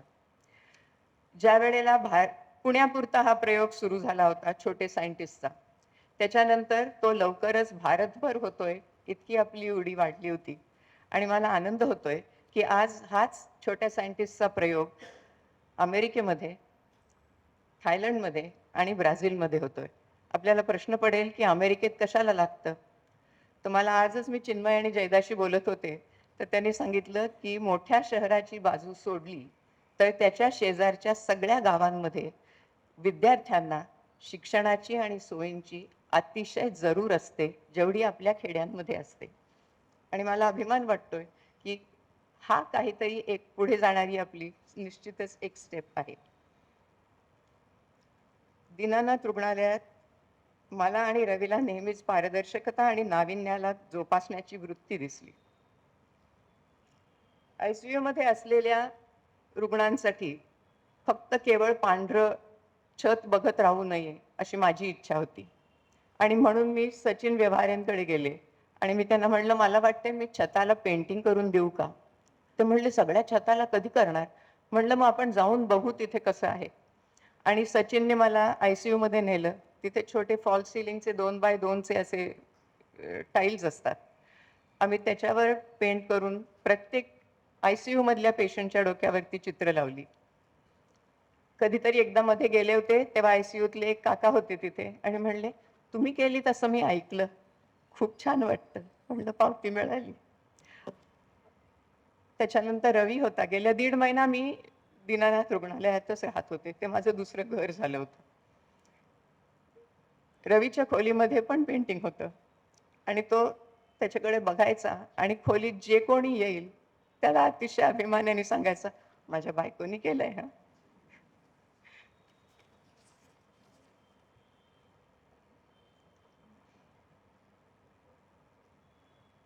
गेल्या 1.5 महिन्यामध्ये दीनानाथमध्ये मी राहत असताना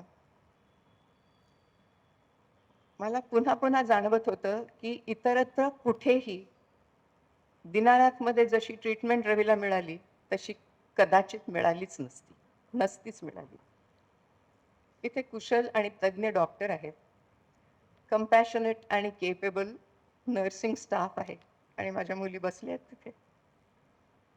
एफिशियंट टेक्निशियन्स आहेत, तत्पर मामा आणि मावशा आहेत, क्लिनिंग स्टाफ आहे, सिक्युरिटीचा स्टाफ आहे आणि सगळेजण आपल्या कुशलतेने आपलं काम नेटाने करत आहेत.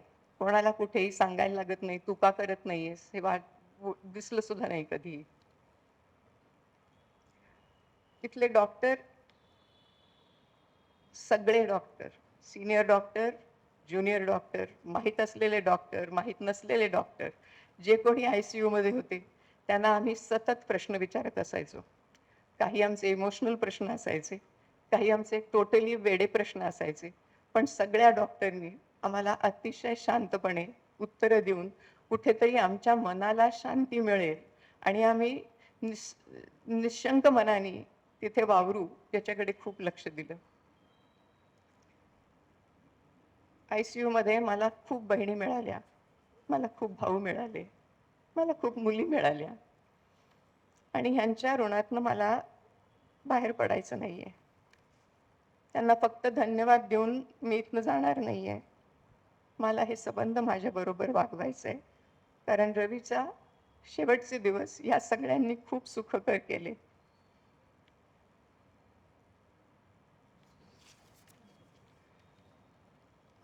हे मी बोलायचं ठरवलं होतं आणि म्हणून मी हे बोलणार होते. तुम्ही इथे सगळे बोलत असताना मला जाणवत होतं की तुमच्या सगळ्यांचं रवी कौतुक करायचा. रवी माझंही खूप कौतुक करायचा.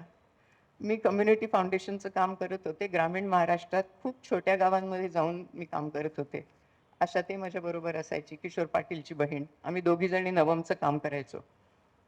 कुठल्याही एस टीमध्ये बसायचं, लाल डबा आपला जय, आणि आम्ही कुठल्याही छोट्या गावाला जायचो. मग ते उस्मानाबाद असेल, कुठे लातूर असेल, कुठे काय, आणि दापोली असेल. अशीच एकदा मी उस्मानाबादला चालले होते. लमाण तांड्यावरती आम्ही शाळांना मदत करत होतो. रवी म्हणला, काय जाऊन करतेस, मी एकदा बघायला येऊ का? म्हणलं ये, उस्मानाबादला चालली आहे. तो म्हणला, मग आपली गाडी घेऊन जाऊ. म्हणलं चालेल, आपली गाडी घेऊन जाऊ. त्यावेळेला माझ्याबरोबर ड्रायव्हर होता आणि रवी काम बघायला आला होता. तिथे आम्ही पोचलो आणि त्या संस्थेचे जे संस्थापक होते ते मला म्हणले, ताई आज 2 ड्रायव्हर घेऊन आलात? म्हणलं नाही हो, एकच आणलाय. ते म्हणले बर. मग थोडं कामं आमची झाली. रवी कोपऱ्यात कुठे खरंच मागे बसून राहायचा. तो कुठेही पुढे नसायचा. तो बघत असायचा ही काय करते. आणि मग जेवायची वेळ झाली. मी रवीला फक्त फोन केली, आता जेवायला यायचं. रवी आला आणि माझ्या शेजारी बसला. ते आमच्या संस्थापकांना काय समजेस ना. ते म्हणले, ताई त्यांना आपण नंतर वाढू ना. म्हणलं अहो ते माझे मालक आहेत. आणि मग बिचारा इतका ओशाळला तो, आणि नाही हो सर, नाही हो सर, असं नाही हो सर. म्हणलं अहो काही हरकत नाही, त्यांचीही काही हरकत नाहीये. तसंच त्याच्या ऑफिसमध्ये पण असंच एकदा झालं होतं. तो इतका साधेपणाने काहीतरी करत असायचा. तर एक नवीन सिक्युरिटीची मुलगी आली होती आणि तिने रवीला आधी बघितलं नव्हतं, आणि रवीचं ते ॲक्सेस कार्ड असतं ते त्याचं घरी राहिलं होतं. तर तो तिथे दारापाशी उभा राहिला. ती म्हणली, तुम्ही इथे काय काम करता? तो म्हणला, हां इथेच करतो. ते म्हणले, ड्रायव्हर आहात का? कारण सगळ्यांचे निळे शर्ट, सगळ्यांची डार्क पॅन्ट. तो म्हणला, हा तसा ड्रायव्हरच आहे. मग ते म्हणले, बरं मग जावा तुम्ही. मग रवी वर गेला. नंतर कुणीतरी हे ऐकलं होतं आणि त्यांनी जाऊन तिला घाबरवलं. मग ती घाबरत लिटरली थरथरत रवीकडे आली. सर माझं चुकलं. ते म्हणले, नाही मी तुला बक्षीस द्यायला पाहिजे की तू सगळ्यांशी नीट वागतेस आणि आपलं सिक्युरिटीचं काम इतकं छान करतेस. रवी मधली ही ह्युमिलिटी होती ना, ती खरंच छान वाटायची. कुठेतरी छान वाटायचं की माझ्यासारखं मी जे झोपडपट्टीत नाल्याच्या कोपऱ्यावर बसून काम करू शकते, तसा रवी कुठेही गेला तरी त्याचं काम हवं तसं करू शकतो. आणि धनंजयनी सांगितलं तसं रवीमध्ये मोठेपणा दाखवण्याची आवड नव्हतीच, खुमखुमी नव्हती, आणि त्याला ते जमतही नव्हतं. इथे आल्यावर मला सगळ्यात आनंद इतका होतोय की ह्या वास्तूवर, ह्या ज्ञानप्रबोधिनीवर प्रेम करणारे आमच्या घरात फार मंडळी आहेत. सुभाषवानी सांगितलं तसं माझे सासरे 12 पंडित, दादा इथे उपकार्य अध्यक्ष होते. माझी दोन्ही मुलं शाळेमध्ये इथे शिकत होती आणि त्यांचं शिक्षण होत असताना जेव्हा ते समाजाभिमुख होऊन काही गोष्टी शिकत होते, की चिन्मय गेला होता साखर शाळेतल्या मुलांना शिकवायला, आणि प्राची गेली होती शिवापूरच्या जवळच्या फ्युचरॉलॉजीचा काहीतरी प्रोजेक्ट करायला, की जिथे ती शेतकऱ्यांचे इंटरव्ह्यू घेणार होती. आणि घरी आल्यावर ते जे काही सांगायचे ते बघितलं की रवी म्हणायचा, अरे काय मजा आहे यांची, आपल्याला नाही कोणी असं शिकवलं. त्याला इतकं कौतुक असायचं तुम्ही काय करताय याचं. आणि ते सगळ्यांच्या बद्दल होतं. आमच्याकडे आमची बाई आहे, तिच्या मुलं कानडी आहेत ते, तिच्या मुलाचं नाव यल्लप्पा आहे. रवीला सारखं वाटायचं यल्लप्पा म्हणून ह्याला मुलं चिडवणार. तर तो एकदा त्याला म्हणला, इलिया, आणि आम्ही घरी त्याला इल्या म्हणतो. म्हणले, इलिया तुला वेगळं नाव पाहिजे का रे? हो म्हणला, सर सगळे यायला येल्ल्या म्हणतात मला. म्हणले, आपण तुझं नाव जय करूया. सगळे जाऊन त्याची कागदपत्र केली आणि इल्याचं नाव आता जय भंडारी झालंय. तो इतका खुशीत असतो. पण प्रत्येकाकडे याचं काहीतरी वेगळंच काहीतरी बघून आणि सांगण्याचं असतं. आमच्या ड्रायव्हरला कानाला ऐकू येत नाही. रवी म्हणला, थांब, माझे कान तपासायला जाऊया, तुझे पण तपासून येऊ. ह्याच्या कानाला काही झालं नव्हतं. कृष्णाचे कान तपासायचे होते, पण मग एकटा कृष्ण जाणार नाही, म्हणून हा त्याच्याबरोबर जाऊन आपले कान तपासून घेऊन आला. मग त्याला कानाला मशीन आणावं लागलं. पण I think that's what made my life rich, by being with him for so many years. यावर्षी आमच्या लग्नाला 50 वर्ष झाली असती. नाही झाली.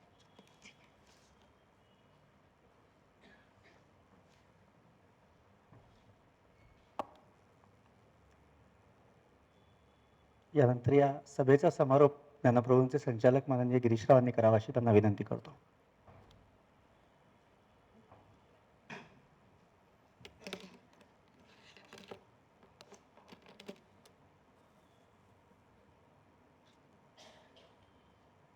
रवी पंडितांचं व्यक्तिमत्व इतकं मोठं होतं की एका श्रद्धांजली सभेमध्ये ते मावणारं नव्हतं. उद्या एक श्रद्धांजली सभा होणार आहे, परवा एक श्रद्धांजली सभा होणार आहे, आणि इथे आहेत त्याच्यापेक्षा वेगळेच आणखीन गट तिथेही असतील, कारण इतक्या सगळ्या लोकांना त्यांनी जोडून ठेवलेलं होतं.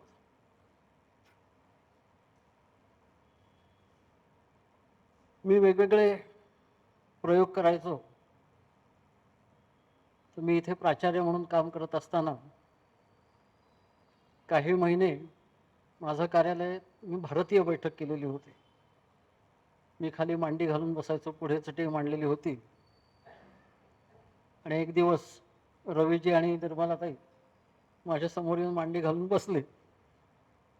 चिन्मयच्या प्रवेशासाठी बोलायला आलेले होते. तसं चाचण्या वगैरे होऊन प्रवेश मिळालेला होता, पण तरी एकदा असे प्राचार्य जमिनीवर बसणारे तर या शाळेत घालायचं की नाही, आणखीन जरा शाळेच्या कार्यक्रमांची चौकशी अशी थोडीशी झाली.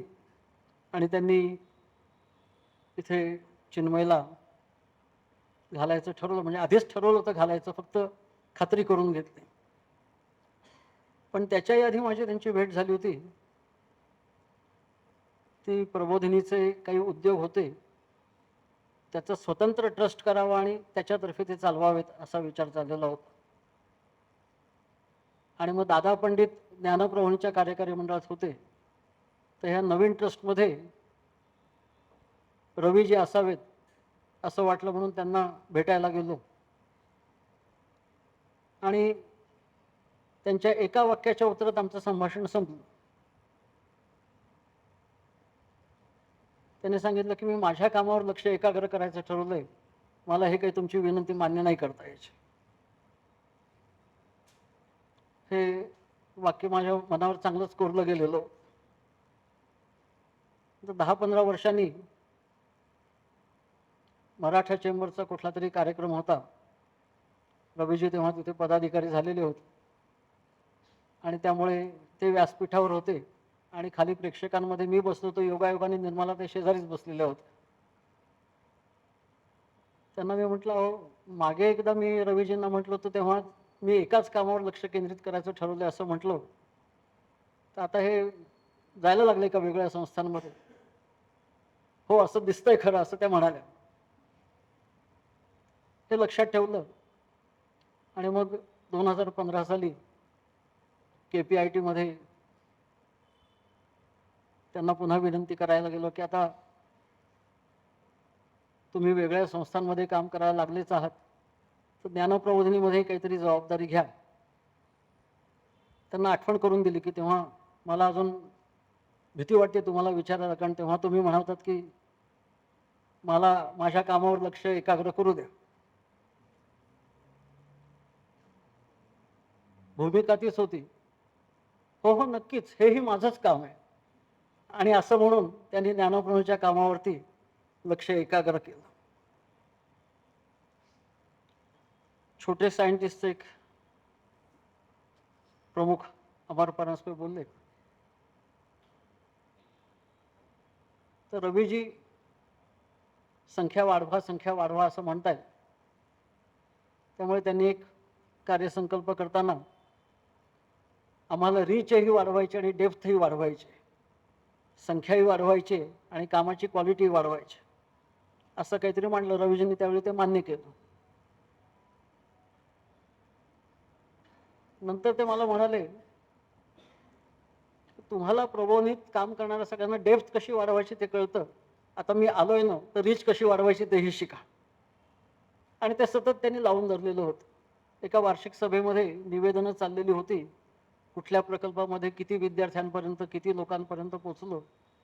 आणि हे ऐकता ऐकता ते बेरजा करत होते, किती लोकांपर्यंत पोचलो.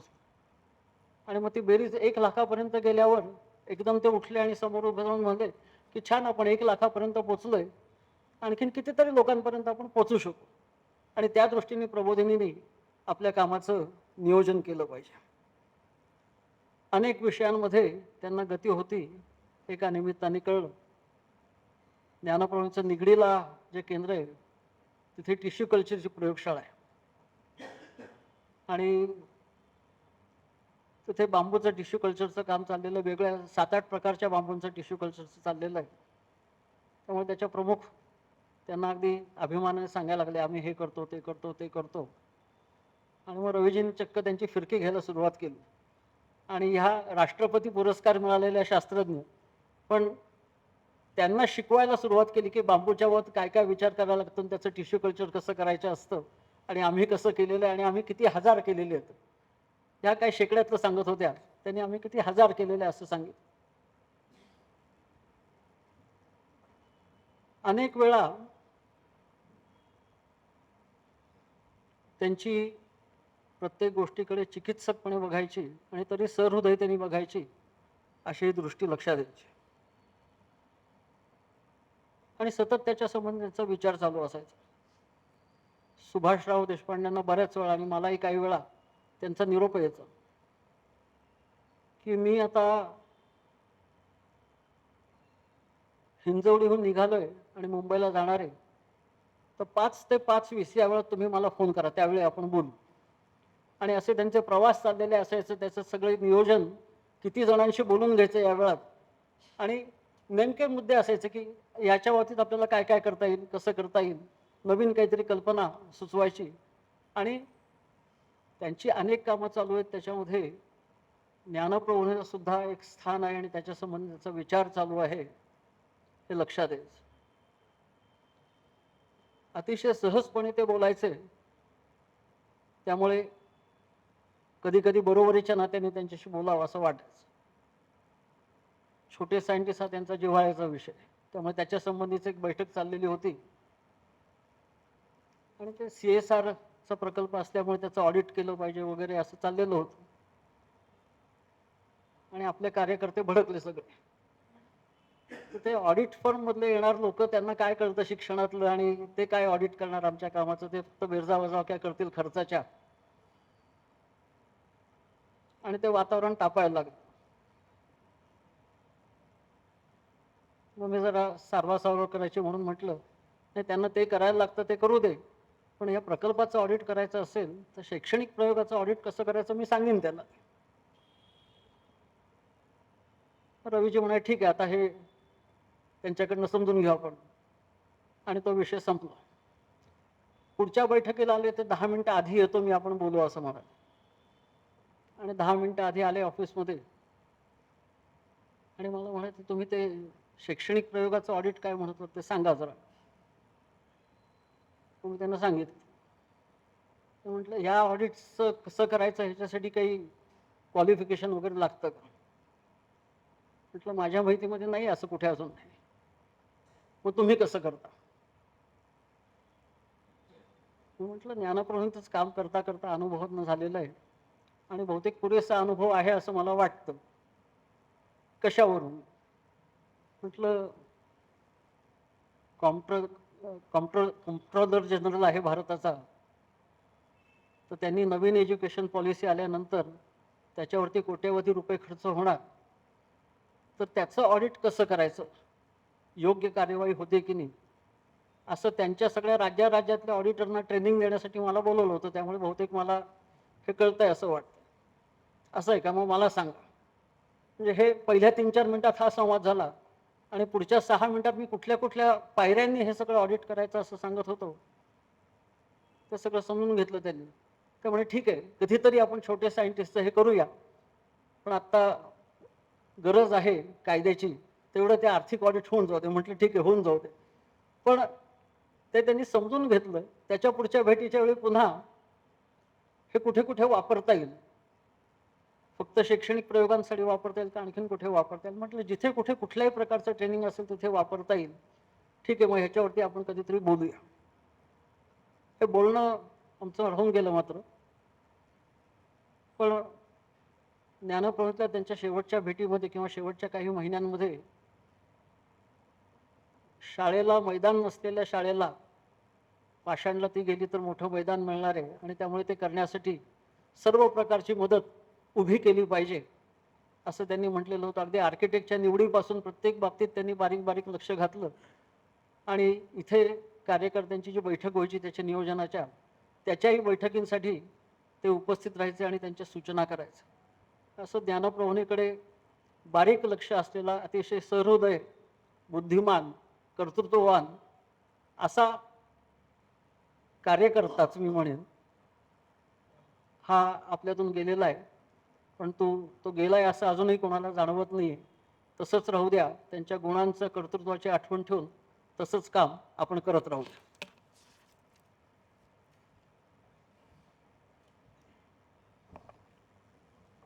तर या सभेचा समारोप आपण प्रार्थनेने करूया. प्रार्थनेसाठी सर्वांनी कृपया उभं राहावं अशी विनंती करतो. प्रार्थनेची पहिली ओळ सांगितली जाईल. बाकीची पूर्ण प्रार्थना ही आपण एकत्र म्हणूया. समोर स्क्रीनवरती प्रार्थना दिसते. की घेतले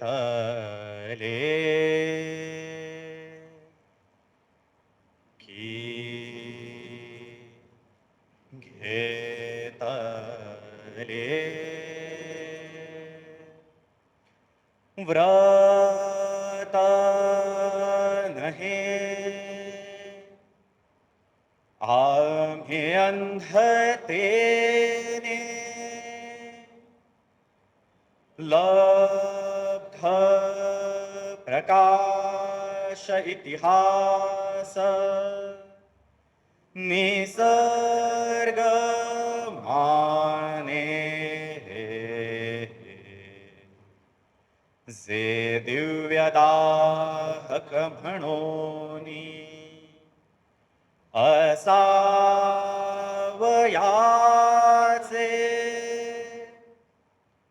बुद्ध्या शिवाण धरिले करी हे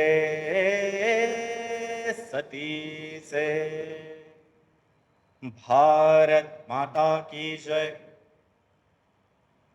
नमस्ते. 1 2 3